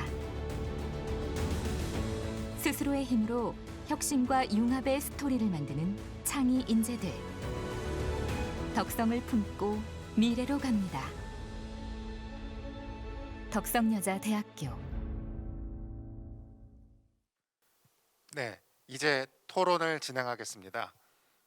먼저 교육학과 자유전공의 조예가 깊은 외부 전문가의 의견을 들어보겠습니다. 먼저 성균관대학교 배상훈 교수님이십니다. 배상훈 교수님은 학부교육 실태조사와 대학 혁신 역량 진단 조사 등을 통해 대학 진단과 혁신을 주도해 오셨습니다. 배상훈 교수님의 고견을 듣겠습니다. 네, 반갑습니다. 배상훈입니다. 우리 김준희 총장님 그리고 덕성 가족 여러분께 그 창학 101주년하고 성공적인 전면 자유전공제 실시를 축하드립니다. 말씀에 앞서서 전 교육학자인데요. 교육학자로서 참 고맙고 감사한 시도를 한 것 같습니다. 대학의 본질, 교육의 본질을 추구하는 일을 하셨기 때문에 널리 퍼졌으면 좋겠다 생각이 들고요. 두 번째는 대학 혁신을 연구하는 사람 입장에서 볼 때 늘 듣는 질문이 어느 대학에 우수 사례가 있습니까? 이런 질문을 들어요. 우수 사례 말씀드릴 게 하나 또 늘었구나 이런 생각이 듭니다. 최근에 읽은 책인데요. The End of College. 한국에서는 역으로 대학의 미래라고 번역이 됐습니다. 재미있는 대목이 있어서 하나 공유할까 합니다. 이 저자가 말하기를 지금까지의 전통적인 대학들은 비교적 안전한 계곡에서 오랜 세월 살아온 동안에 정체되고 정체돼서 이상하고 굉장히 고비용을 드는 비싼 곳이 되어버렸다. 그리고 중간하고 만약 지금 정신 차리지 않으면 지금까지 해왔던 학점과 학위를 파는 비즈니스 접을 수도 있다. 타성과 관료주의 정책에 관료주의 장벽에 사로잡혔던 대학들은 이 상아탑의 높은 곳에서 물러날까 아니면 지금 그 탑을 허물고 빈 땅에 새로운 무언가를 지을까. 아마 덕성여대는 높은 전공 칸막이, 공급자 중심 이런 탑을 허물고 새로 미래를 준비하는 것이 아닌가 생각이 드는데요. 대학 혁신할 때 덕성여대 왔으니까 말씀을 드리고 싶으면 물리학 원칙 중에 F는 MA라는 게 있잖아요. 그러니까 힘이라는 것은 질량과 가속도인데 우리 덕성여대는 작고 강한 대학 아니겠습니까? 덕성여대가 서울대학교나 성균관대학교와 같은 방식의 혁신 전략을 쓰면 어려워지는 거죠. 그래서 다른 대학들이 전공의 벽을 쌓고 공급자 중심으로 가고 학생을 돌보지 않을 때 다른 방향으로 갔기 때문에 저는 100% 성공할 거다 이렇게 보고 있습니다. 예컨대 디즈니가 굉장히 큰 회사잖아요. 근데 제프리 카젠버그라는 사람이 거기서 나와서 드림웍스를 만들면서 공주에 대해서 새로운 해석을 합니다. 어떻게 항상 백설공주여야 하느냐 하면서 우리한테 아주 친숙한 피오나를 만드는데 그때 쓴 전략이 일종의 게임 체인저 전략인 거죠. 똑같은 게임으로 들어가서는 덕성여대가 성대하고 사이즈가 다르고 방향이 다른데 저는 아주 탁월한 선택을 했다고 봅니다. 미네르바 대학도 제가 요새 열심히 들여다보고 있는데 재밌는 대목, 저 책이 벤 넬슨이라는 사람이 쓴 책인데요. 재밌는 대목 하나 보여드리면 저 노란 게 쓴 거 extraordinary, ordinary하게 가지 않고 unconventional, 전통적이지 않게 가고 과거 대학의 발전 전략이 지식을 쌓고 사회로부터 존경을 받고자 노력했다면 앞으로는 특성화하고 차별화하고 보다 사회하고 렐러번스하게 가야 된다라는 게 미네르바 창업자의 뭐랄까요 얘기이기도 한데요. 덕성여대도 그런 면에서 기대가 된다. 자, 재원을 말씀드리면 앞으로 시대는 저출산 고령화 시대이기도 하고 대학에 오는 학생도 줄기 때문에 교육의 큰 패러다임은 personalized learning, 맞춤형 시대가 될 거라고 봅니다. 이거를 덕성여대가 선도하면 더 좋지 않을까. 맞춤형 이제 학습을 선도할 때 직관이나 경험도 중요하지만 데이터 기반으로 하면 더 좋지 않을까. 또 아까 저 두 학생이 아주 훌륭하게 발표하는 걸 들었습니다. 그들의 학습 과정과 성과를 조금 더 체계적으로 기록할 수는 없을까. 그리고 이제 학습 내용과 방법을 전면 자유전공제 했는데 캠퍼스 바깥에 나가면 어떨까 이런 제안을 어렵지만 드려보겠는데요. 이거 제가 지난 학기 우리 대학원에서 읽힌 책인데요. 평균의 종말이라는 건데 교육학에 큰 원칙들이 있습니다. 첫째는 모든 학생의 능력, 흥미, 잠재력은 들쭉날쭉하기 때문에 획일균질적으로 가도 키우면 안 된다는 거거든요. 한잣대로 평가해서도 안 되고, 맥락의 원칙, 자기가 능력을 최고로 펼칠 수 있는 맥락으로 보내드려야 된다. 경로의 원칙, 뒤에 터지는 학생도 있어서 획일균질 공급자적 교육을 하지 않는 덕성여대가 시대에 맞게 가고 있다고 보고요. 하나 더 이제 총장님도 계시고 해서 우리 덕성여대를 졸업한 학생들이 4년간 거둔 성과를 교무처장이 발행하는 항장의 성적 증명서로 보여주는 것은 너무 작습니다. 요즘은 이제 포트폴리오 시대거든요. 심지어 학점이 아니고 다양한 활동을 한 성과를 보여주는 디지털 배지도 주고 해서 자신을 데코레이트하고, 그게 이제 수시 채용 시장에서 상당히 영향력을 발휘하는, 그 옆에 보면 자기의 커리어 골, 자기가 했던 과정, 동영상, 프로토타입 다 넣는 거죠.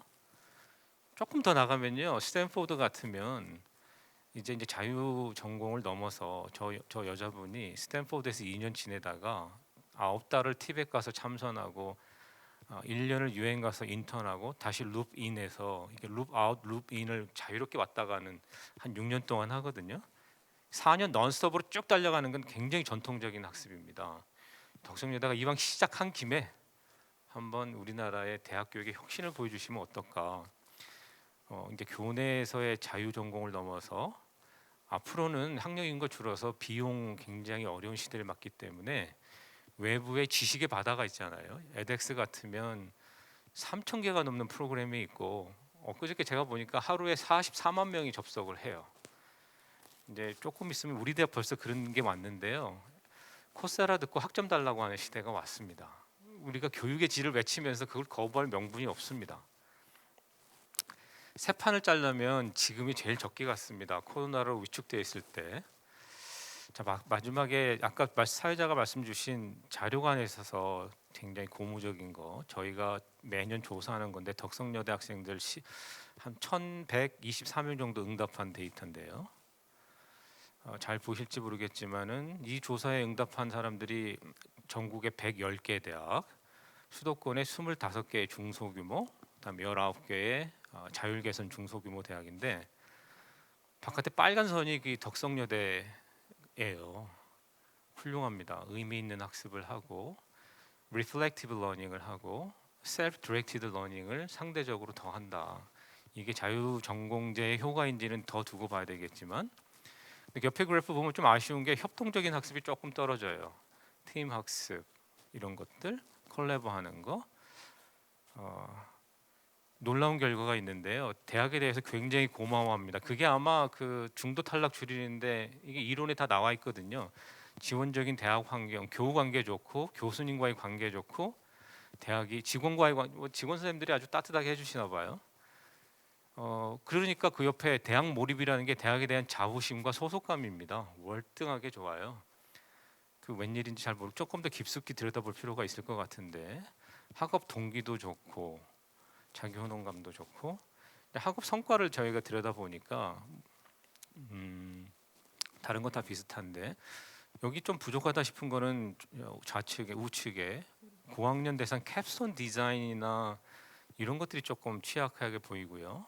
산업 현장의 인턴 프로그램 이런 거, 하여튼 데이터로 학생들의 응답은, 또 교수님과의 연구 프로젝트, 요새 이제 그 학부생 연구제도 이런 게 굉장히 중요하거든요. 마지막인데요. 대학에서 얼마나 잘 배웠니 했더니 빨간 선 보실까요? 아까 저 총장님도 말씀하시고 했는데 글쓰기, 말하기 아주 훌륭하다고, 대학에서 많이 배웠다고 스스로 인정을 하는데 그 옆에가 더 훌륭합니다. 아마 자유전공학제가 총장님 말씀하신 거 그거 같은데, 가치관과 윤리관을 잘 형성할 수 있었다. 교양 있는 시민의식을 배울 수 있었다. 다양성에 대해서 이해할 수 있었다. 협동 능력을 배울 수 있었다. 일단은 출발은 좋은 것 같습니다. 더 많이 비상하기를 바랍니다. 감사합니다.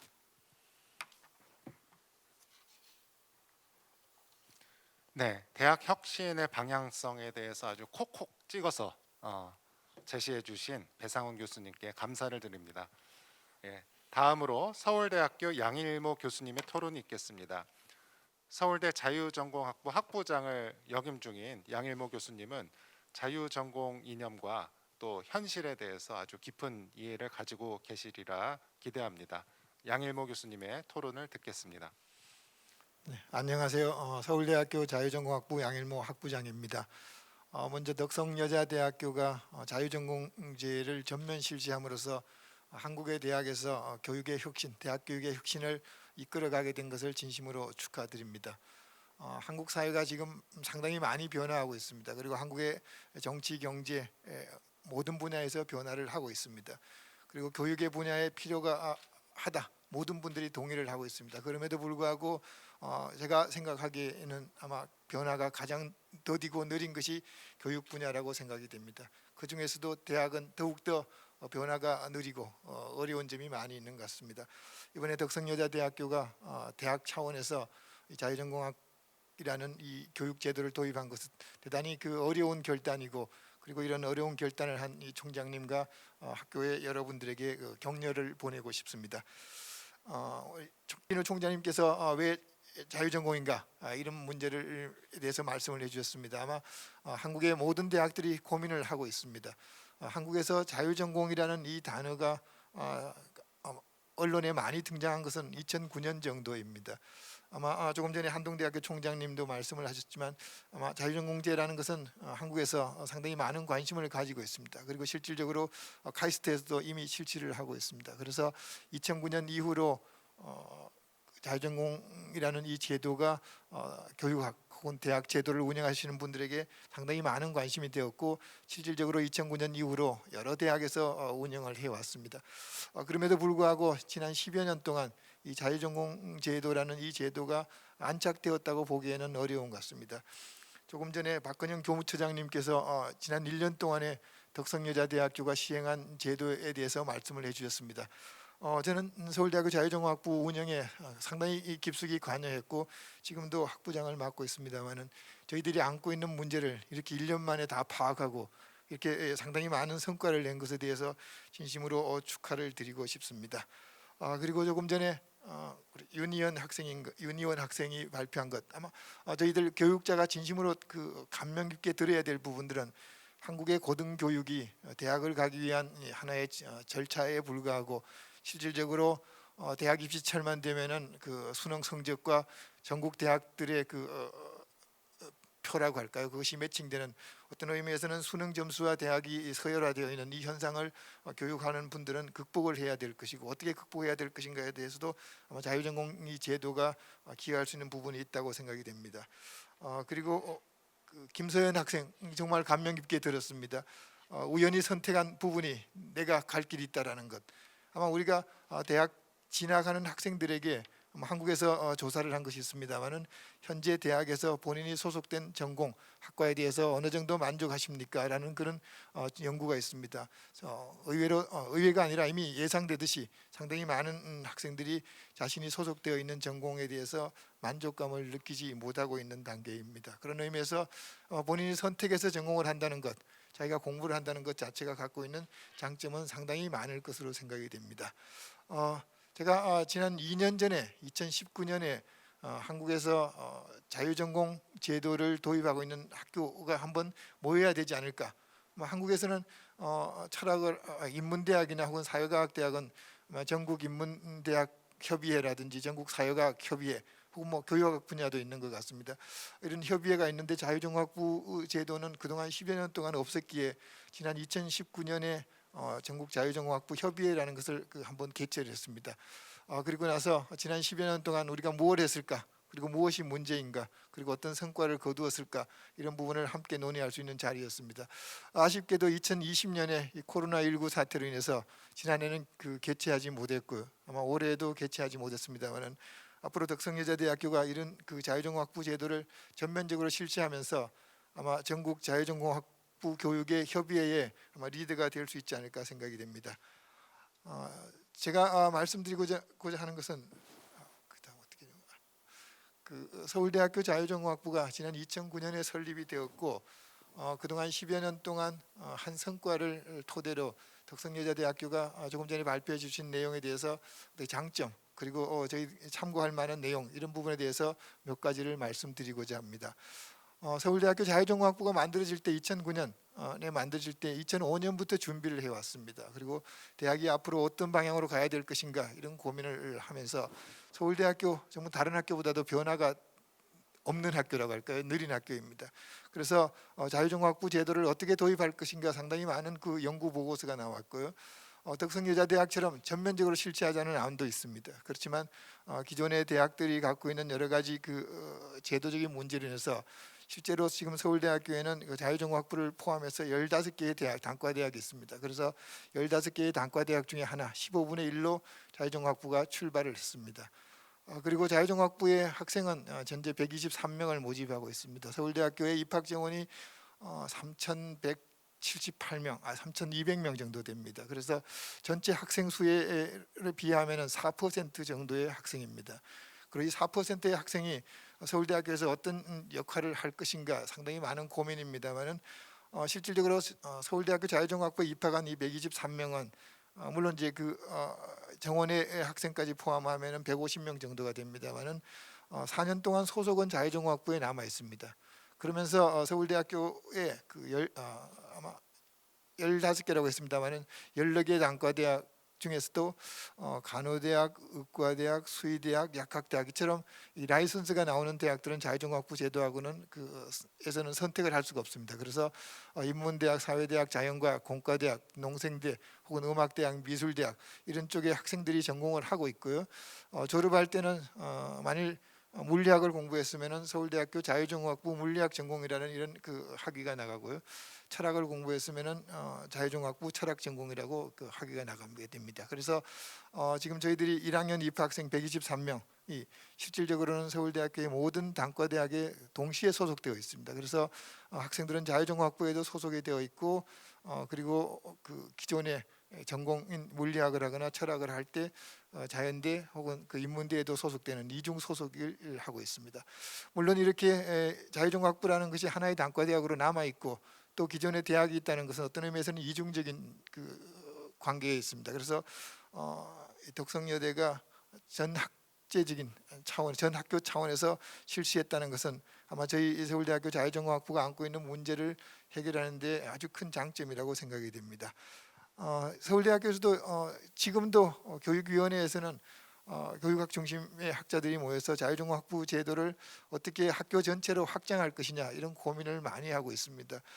지금 아마 내년부터 시작되는 부분이 있습니다만 제가 마지막에 말씀드리겠습니다만은 자유종합부가 학생들이 들어와서 전공을 자유롭게 선택한다는 이것이 하나의 제도입니다만은 더 중요한 것은 학생들이 들어와서 어떻게 전공을 선택하도록 도와줄 것이냐, 전공을 선택하는 과정이 중요하다고 생각이 됩니다. 그래서 전공을 선택하기 위해서 아마 덕성여대에서는 전공 탐색이라고 했나요? 이런 교과목을 운영하고 있습니다만은 이 전공 탐색이라는 교과목 하나만으로는 어떤 개인이 전공을 택하는 데는 미흡한 점이 많이 있습니다. 그래서 자유종합부가 갖고 있는 어떤 그 교육 방식, 아마 전공을 선택하기 위해서 만들어진 그 교과목이 있습니다. 그래서 주제탐구원이라는 수업입니다만은 기존의 대학의 교육이라는 것은 기본적으로 어떤 그 전공의 하부 제목이 교과목을 이루고 있습니다. 그런데 저희들이 하고 있는 1학년들이 필수적으로 해야 되는 이 교과목은 타픽 세미나라고 할까요? 지금 같으면은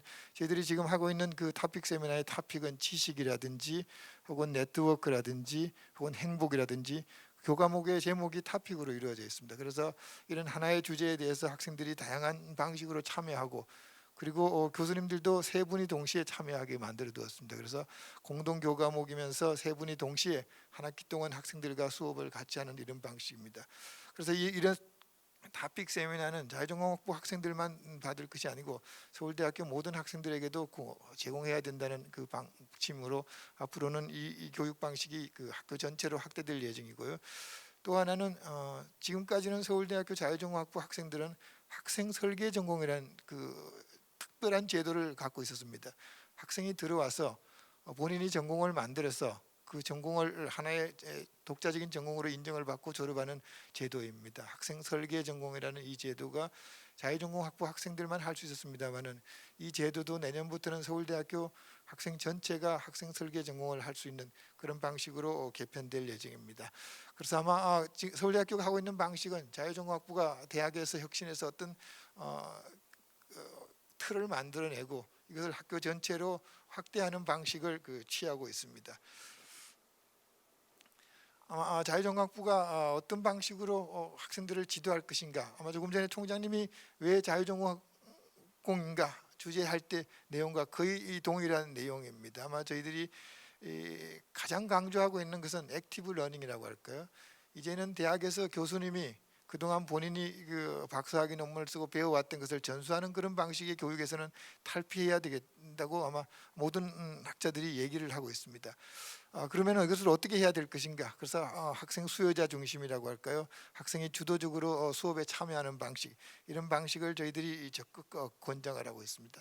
그래서 이 방식은 우리가 교과목에서도 이런 방식이 적용이 되어야 되고, 또 하나 덕성여자대학교에서는 제가 그 발표를 못 들었습니다만은 비교과 부분이라고 할까요? 아마 비교과 부분의 활동을 통해서도 학생들이 자신의 적성을 발견해 나가는 이런 과정들이 필요한 것으로 보입니다.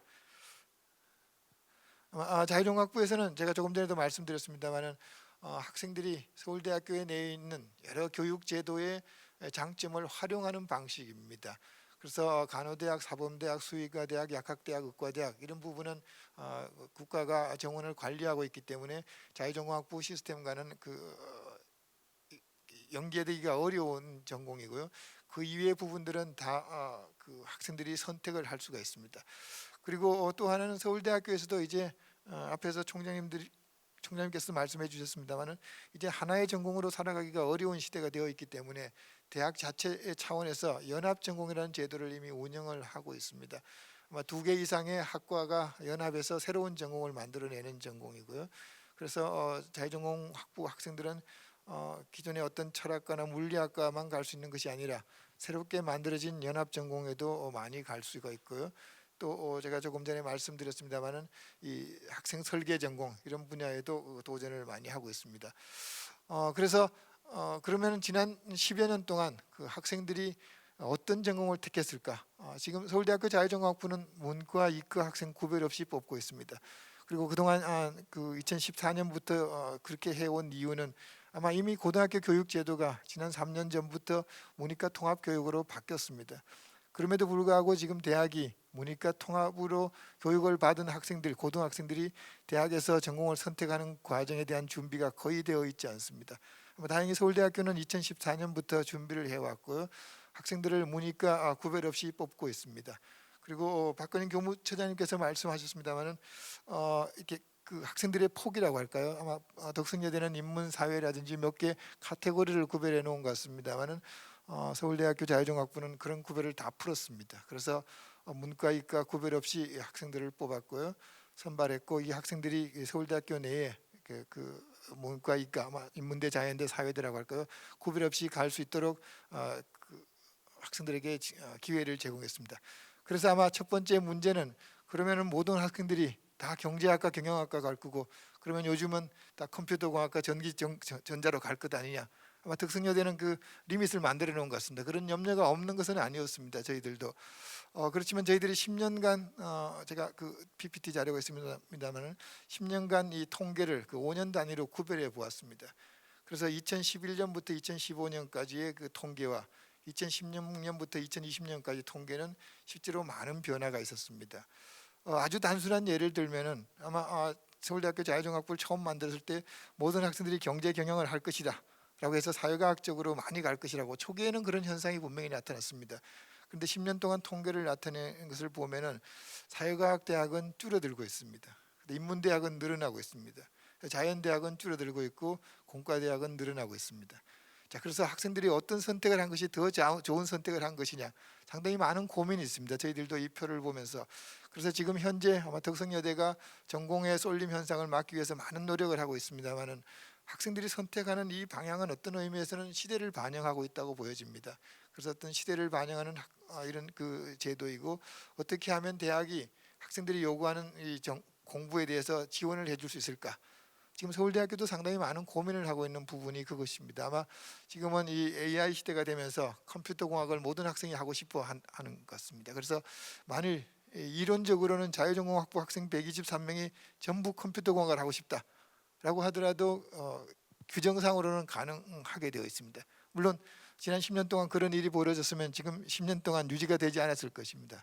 그럼에도 불구하고 이렇게 다수가 원하는 그런 전공이 있습니다. 시대를 반영한다고 할까요? 그러면은 만일 그동안 이 많은 학생들, 만일 100명, 200명 이상의 학생들이 몰려올 때 대학이 어떻게 이 많은 학생들을 교육할 수 있을까? 지금 서울대학교는 아마 온라인 시스템이라든지 여러 가지 이 교육학 전공자들의 도움을 받아서 이 대형 강의라고 할까요? 이런 것도 준비를 하고 있습니다. 그래서 대학이 현재 여러 가지 여건상으로 학생들의 요구를 다 들어주지 못하더라도 지금 현재의 어떤 교육학의 성과라든지 과학기술의 성과를 토대로 충분히 반영해 줄 수 있다고 생각이 됩니다. 그래서 한 가지 저희들이 이제 학생들에게 그 지도할 때 하는 이야기가 있습니다. 2010년 당시에 공과대학의 전자공학 혹은 컴퓨터공학을 선택하는 학생은 아주 적었습니다. 그런데 아마 지금 10년 후 지금은 상당히 많은 학생들 공과대학에서 전공을 선택할 때 컴퓨터공학이나 전자를 택하고 있습니다. 제가 학생들한테 얘기하는 것은 10년 전에 그렇게 많은 학생이 선택하지 않았던 전기 혹은 전자, 컴퓨터가 지금 그 학생들이 공부를 해서 10년이 되었습니다. 아마 지금 우리가 언론에 나오듯이 억대 연봉인 것 같아요. 컴퓨터공학이나 전자전기공학을 10년 전에 했던 친구들, 그리고 그 당시에 그렇게 많은 사람들의 관심을 받았던 전공도 아닙니다. 그런데 아마 지금 2020년에 지금 통계에 많은 학생들이 컴퓨터공학이나 전자전기를 공부하고 있습니다. 이 친구들이 전문가가 되어서 성장하는 이 과정 10년 후에도 정말 지금과 같은 이런 그 인기를 누릴 수 있을까? 그런 것은 장담하기 어려운 것 같습니다. 그래서 학생들의 전공 선택에서 그 현재의 어떤 쏠림 현상에 대해서 너무 민감하지 말고 앞으로 장기적인 안목에서 교육 당국이나 혹은 학생들이 같이 생각해야 될 필요가 있는 것 같습니다. 마지막으로 제가 말씀드리고 싶은 것은 학생 설계 전공이라고 할까요? 학생이 대학에 들어와서 본인이 기존에 있는 전공보다 새로운 전공을 하나 만들고 싶다라는 취지입니다. 미국에 아마 여러 대학에서 실시하고 있는 제도이고 한국에서도 일부 대학에서 실시를 했습니다. 서울대학교에서도 이 제도를 실시했고 자유전공학부에서 그동안 제가 앞에서 말씀드렸습니다만 자유전공학부에 입학한 학생들만 할 수 있었습니다. 그런데 아마 내년부터는 이 제도를 서울대학교 입학생들은 누구든지 할 수 있도록 준비를 하고 있고요. 그러기 위해서 서울대학교 자유전공학부에서 학생 설계 전공을 위한 홈페이지를 따로 만들었습니다. 그래서 아마 저희들이 2,000명 이상 혹은 재학생 10,000명 이상의 학생들에게 학생 설계 전공을 할 수 있도록 그 안내하는 그런 그 홈페이지입니다. 그리고 학생 설계 전공이라는 것은 아마 어떤 것을 학생 설계 전공이라고 할 때 그 전공 이름을 장명하는 것부터가 쉽지는 않습니다. 그래서 첫 번째 원칙은 서울대학교에 없는 전공, 서울대학교에 있지 않은 전공을 만드는 것입니다. 물론 이제 학생들이 만드는 것이 상당히 힘이 들기 때문에 전공마다 지도교수가 별도로 한 명씩 배정이 됩니다. 그래서 그동안 지난 10년 동안 학생들이 만들어낸 전공이 120여 개 정도가 되고 있고요. 그리고 이것은 아마 우리가 서울대학교 학생들을 위해서 그리고 외부에서도 상당히 많은 관심을 갖고 있어서 이 홈페이지를 만들어서 공개를 하고 있습니다. 그래서 아마 이런 제도도 특성여자대학교가 도입을 하거나 혹은 검토를 하는 것도 하나의 방법이지 않을까 생각이 됩니다. 이상입니다. 감사합니다. 네, 양일모 교수님 말씀 잘 들었습니다. 우리나라에서 자유전공의 역사도 알 수 있었고 학생 선택을 돕고 또 학생 스스로 설계하는 그런 전공을 돕는 방향 저희도 고민을 해봐야 되겠습니다. 감사드립니다. 다음으로 대구대학교 김민희 교수님입니다. 김민희 교수님은 오랫동안 교육행정과 교육정책을 연구해 오셨고 또 요새 뜨거운 관심을 받고 있는 데이터 기반 이제 대학 경영 IR 전문가이시기도 합니다. 자유전공제의 가능성과 그리고 과제에 대해서 토론을 해주시겠습니다. 예, 안녕하세요. 소개받은 대구대학교 김민희 교수입니다. 먼저 창학 101주년 너무 축하드리고 또 이런 귀한 자리에 초대해 주셔서 진심으로 감사드립니다. 우리 총장님, 또 교무처장님, 또 학생들 오늘 또 토론해 주신 우리 두 분 교수님들 말씀 들으면서 저도 많이 배우고 또 뜨거운 그런 관심들을 많이 볼 수 있었는데요. 이런 그 귀한 자리에서 제가 몇 가지만 말씀을 좀 드리도록 하겠습니다. 꿈이라는 단어가 어느 순간부터 참 사치스러운 용어가 된 것 같습니다. 그래서 우리는 어떤 대학을 과연 꿈꾸고 있었을까? 과연 그런 꿈들이 실현되는 것이 정말 너무 힘들다고 포기하지 않았을까? 이제 그러한 상황에서 우리 덕성여대는 꿈을 꾸고 같이 꿈을 꾸고 또 그것을 직접적으로 디자인을 하고 또 실제로 개발시켜서 이렇게 전면 자유 전공제라고 하는 성과 공유 대회까지 오기까지 굉장히 많은 노력과 또 그 힘든 상황들을 잘 견뎌 오셨을 것이라고 생각이 듭니다. 그래서 이번 그 보내주신 여러 자료들을 검토하면서 덕성여대 전면 자유 전공제가 가지고 있는 여러 가지 의미를 한번 생각해 본다면 마치 우리가 집을 지을 때 땅을 파고 주춧돌을 놓고 뼈대를 세우고 하는 어떤 그 과정에서 가장 대학의 기본이라고 우리가 본질이라고 생각하는 자유교육을 중심으로 시작을 했다는 점입니다. 모두가 꿈꾸지만 또 모두가 실현할 수 없는 부분, 이 자유교육의 이념과 이상을 실현할 수 있는 그런 토대를 마련했다는 점에서 굉장히 의미를 두고 싶고요. 또 그 어떤 기둥을 세우는 데 있어서는 학생 본위 중심, 학생 중심이라는 용어를 쓰셨다는 것에 대해서 저는 또 하나의 의미를 부여를 하고 싶습니다. 실제로 학생이 주인이라고 얘기하지만 학생이 누구인지, 어떤 학생들이 우리 대학에 오는지, 그 아이들이 어떤 경험과 성장 과정을 거쳐서 졸업하는지에 대해서는 사실은 관심이 없는 경우가 많이 있습니다. 마치 제도와 규정과 인프라만 갖춰 놓으면 학생들은 그 안에서 움직일 것 같지만 그렇지 않은 거죠. 이런 학생 중심을 정말 실현하는 어떤 자유전공제의 의미, 그리고 혁신과 융합의 실현이라고 하는 또 하나의 어려운 과제를 이 전면 자유전공제를 통해서 실현하고자 또 디자인을 하고 개발시켰던 점에서 저는 굉장히 큰 의미를 부여하고 싶고 또 누구보다 이 전공제가 잘 정착해 나가기를 기대합니다. 보내주신 자료들을 쭉 읽다 보니까 전면 자유 전공제가 그래도 오늘 이 성과 공유회까지 오기까지는 크게 준비 과정이 있으셨을 것 같고요. 또 다양한 쟁점들을 해결해 나가는 모습들이 있으셨을 것 같습니다. 이제 구체적으로 다 말씀은 못하셨지만 뭐 구성 간의 갈등, 학과 간의 장벽, 또 학생들의 어떤 선택에 있어서의 그런 시뮬레이션, 이제 이런 다양한 쟁점들을 해결해 나가면서 구체적으로 디자인을 하는 이제 이런 설계 단계와 실행 단계에 이르는 이 네 가지 단계마다 어떤 우리가 지금 다 파악하지 못하는 중요한 요인들이 있으셨을 텐데 이제 우리 아까 배상훈 교수님 말씀하셨던 것처럼 학생들의 경험도 기록이지만 대학의 어떤 조직이 같이 학습해 나갔던 그러한 과정들도 잘 기록해 두고 하나의 그 데이터로 삼으시면 정말 베스트 프랙티스가 되지 않을까라는 생각을 해봅니다. 이 자유전공제가 성공하기 위해서는 여러 가지 코히어런스, 그 정합성 있는 내용들이 그 소프트웨어적으로 굉장히 세밀하게 설계가 되어야 되는데 실제로 교육 과정이 가장 중요한 것 같습니다. 1학년에 들어와서 전공 선택을 하고 탐색을 하고 2, 3, 4학년을 거치면서 과연 전체적인 교육 과정이 설계되어 있는가? 토대를 놓고 기둥을 세우고 했지만 지붕이 없어지는, 벽도 없고 내부가 채워지지 않는 그러한 문제들을 이제는 조금 더 세밀하게 접근하셔야 될 것 같고요. 이 교육 과정 안에는 학생들이 들어와서 졸업할 때까지 배워야 되는 여러 가지 과목도 있지만 실제로 교수학습 방법이나 또 현장 실습, 캡스톤 디자인, 이러한 뭐 PBL 등과 같은 굉장히 그 구체적인 교육 방법들도 포함이 되어야 되기 때문에 이 교육 과정을 어떻게 설계하느냐에 따라서 상당히 자유전공제의 성과가 달라질 것이라는 생각이 듭니다. 또 하나 교육 과정에서 좀 중요한 부분은 교과목 개발입니다. 정말 그럴 일은 없겠지만 학생들이 1, 2학년 때는 탐색을 하고 선택을 했지만 3, 4학년이 올라가면서 똑같은 방식, 똑같은 과목, 똑같은 교수님 이렇게 배우는 거는 전혀 의미가 없는 거거든요. 그래서 이 교육 과정과 더불어서 학생들의 역량이 정말 어떻게 달라지고 높아지고 있는지를 좀 한번 그 데이터를 중심으로 계속 누적하고 분석하면서 학생들에게 피드백해주는 방식이 필요합니다.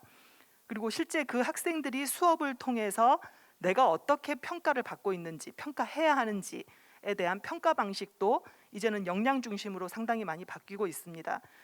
자, 이러한 것들을 하기 위해서는 저는 절대적으로 무엇보다 교수자들의 전문성이 가장 중요한 것 같습니다. 저조차도 이제는 옛날 교수가 되어서 새로운 것들을 배우고 익히는데 상당히 어렵거든요. 교육과정도 배워야 되고 역량도 해야 되고 새로운 교과목 개발도 해야 되고 자유전공제의 의미도 아셔야 되고 무엇보다도 이런 교수자들을 지원할 수 있는 행재정적인 지원 체계가 조금 더 탄탄하게 마련되기를 바랍니다. 기대와 과제입니다. 무엇보다도 기대하는 것은 그 베스트 프랙티스, 우리나라에서 정말 한국식 자유교육의 미래라고 쓰셨던 것처럼 이러한 베스트 프랙티스가 되기를 누구보다도 기대하고요. 그러려면은 지속 가능해야 할 것 같습니다. 이제 1년밖에 안 돼서 우려가 많으시다고 말씀을 하셨는데 정말 5년, 10년 좀 더 중장기적으로 내다보고 이 지속 가능성을 담보할 수 있는 모습이 되었으면 좋겠고, 그것이 우리 한국 사회에 새로운 실험과 대학 모델로 정착해 나가기를 바랍니다. 그리고 참 어렵지만 우리가 융복합이라고 얘기를 하지만 창의 10년이라는 말이 있듯이 창의성조차도 10년 이상이 걸린다고 합니다. 대학 4년 동안 어떻게 짧은 지식으로 융합이 이루어지며 그것이 진정한 융합이라고 얘기를 할 수 있을까요? 하지만 우리는 좀 더 진정한 마음을 가지고 이 혁신과 융합을 접근을 해야 될 것 같고요. 이러한 기대를 가지고 앞으로 뭐 덕성여대뿐 아니라 또 한국의 대학들은 대학 내에서 이루어졌던 혁신과 이러한 노력이 대학 간으로 글로벌하게 조금 더 확장되기를 바랍니다. 아까 배상훈 교수님 말씀하신 그 외부 코세라나 혹은 다양한 외부 플랫폼들을 활용해서 우리 대학이 할 수 없는 일들을 외부로 보낼 수 있는 방법이 있다는 거죠. 그래서 모든 것을 대학 구성원이 다 해야 한다라는 이제 그러한 마음은 좀 짐은 내려놓으셨으면 하고요. 다만 교수자는 학생들하고 조금 더 맞춤형으로 밀접하게 접촉하면서 성과를 관리해 나가는 모습이 필요할 것 같습니다. 그리고 조금 더 우려스러운 것은 이렇게 자유교육을 중심으로 교양교육을 확대하고 탐색하고 전공을 탐색했지만 결국은 마지막에 사회적 수요와의 균형을 어떻게 맞출 것인가. 우리 덕성여대를 졸업한 학생들이 정말 사회적으로 인정받는 그러한 인재들이 될 수 있을 것인가에 대해서 조금은 세밀한 접근이 필요할 것 같고요.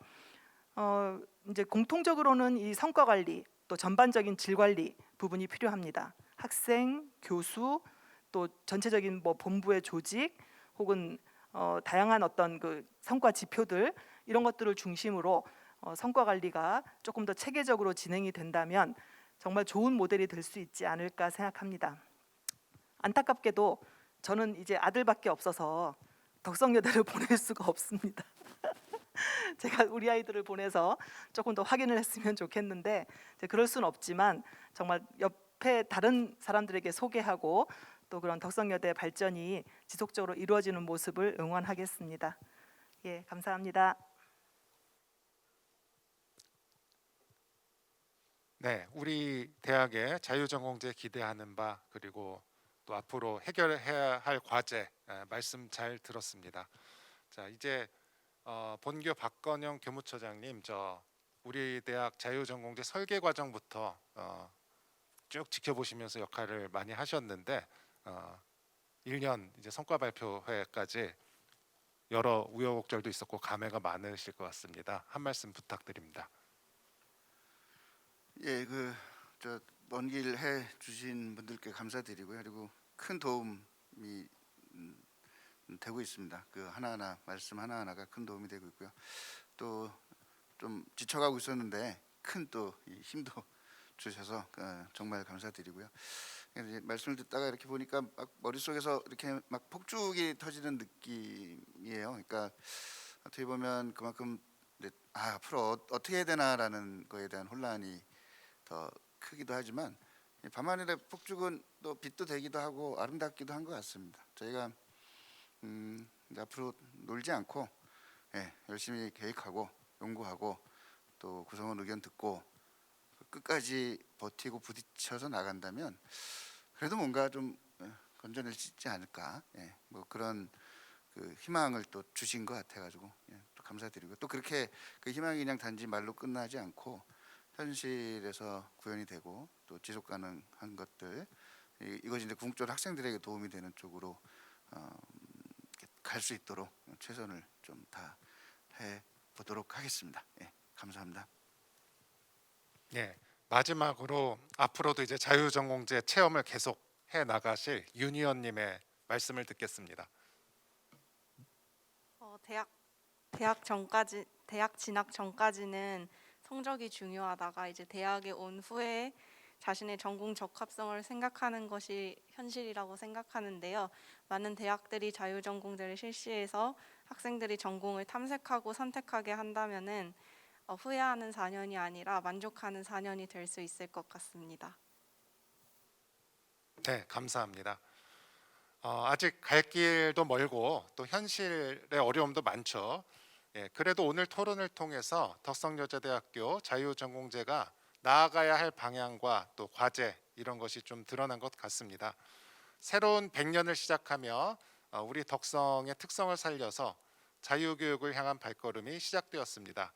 자유교육을 통해 학생들이 지적으로 또 인격적으로 자유로운 인간으로 성장하고 또 자유롭게 자신의 미래를 만들어 나가길 소망합니다.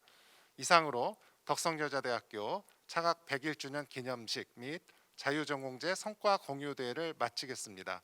함께해 주신 학생, 교직원, 동문, 덕성인 여러분 그리고 전국의 대학 관계자 여러분께 감사를 드립니다.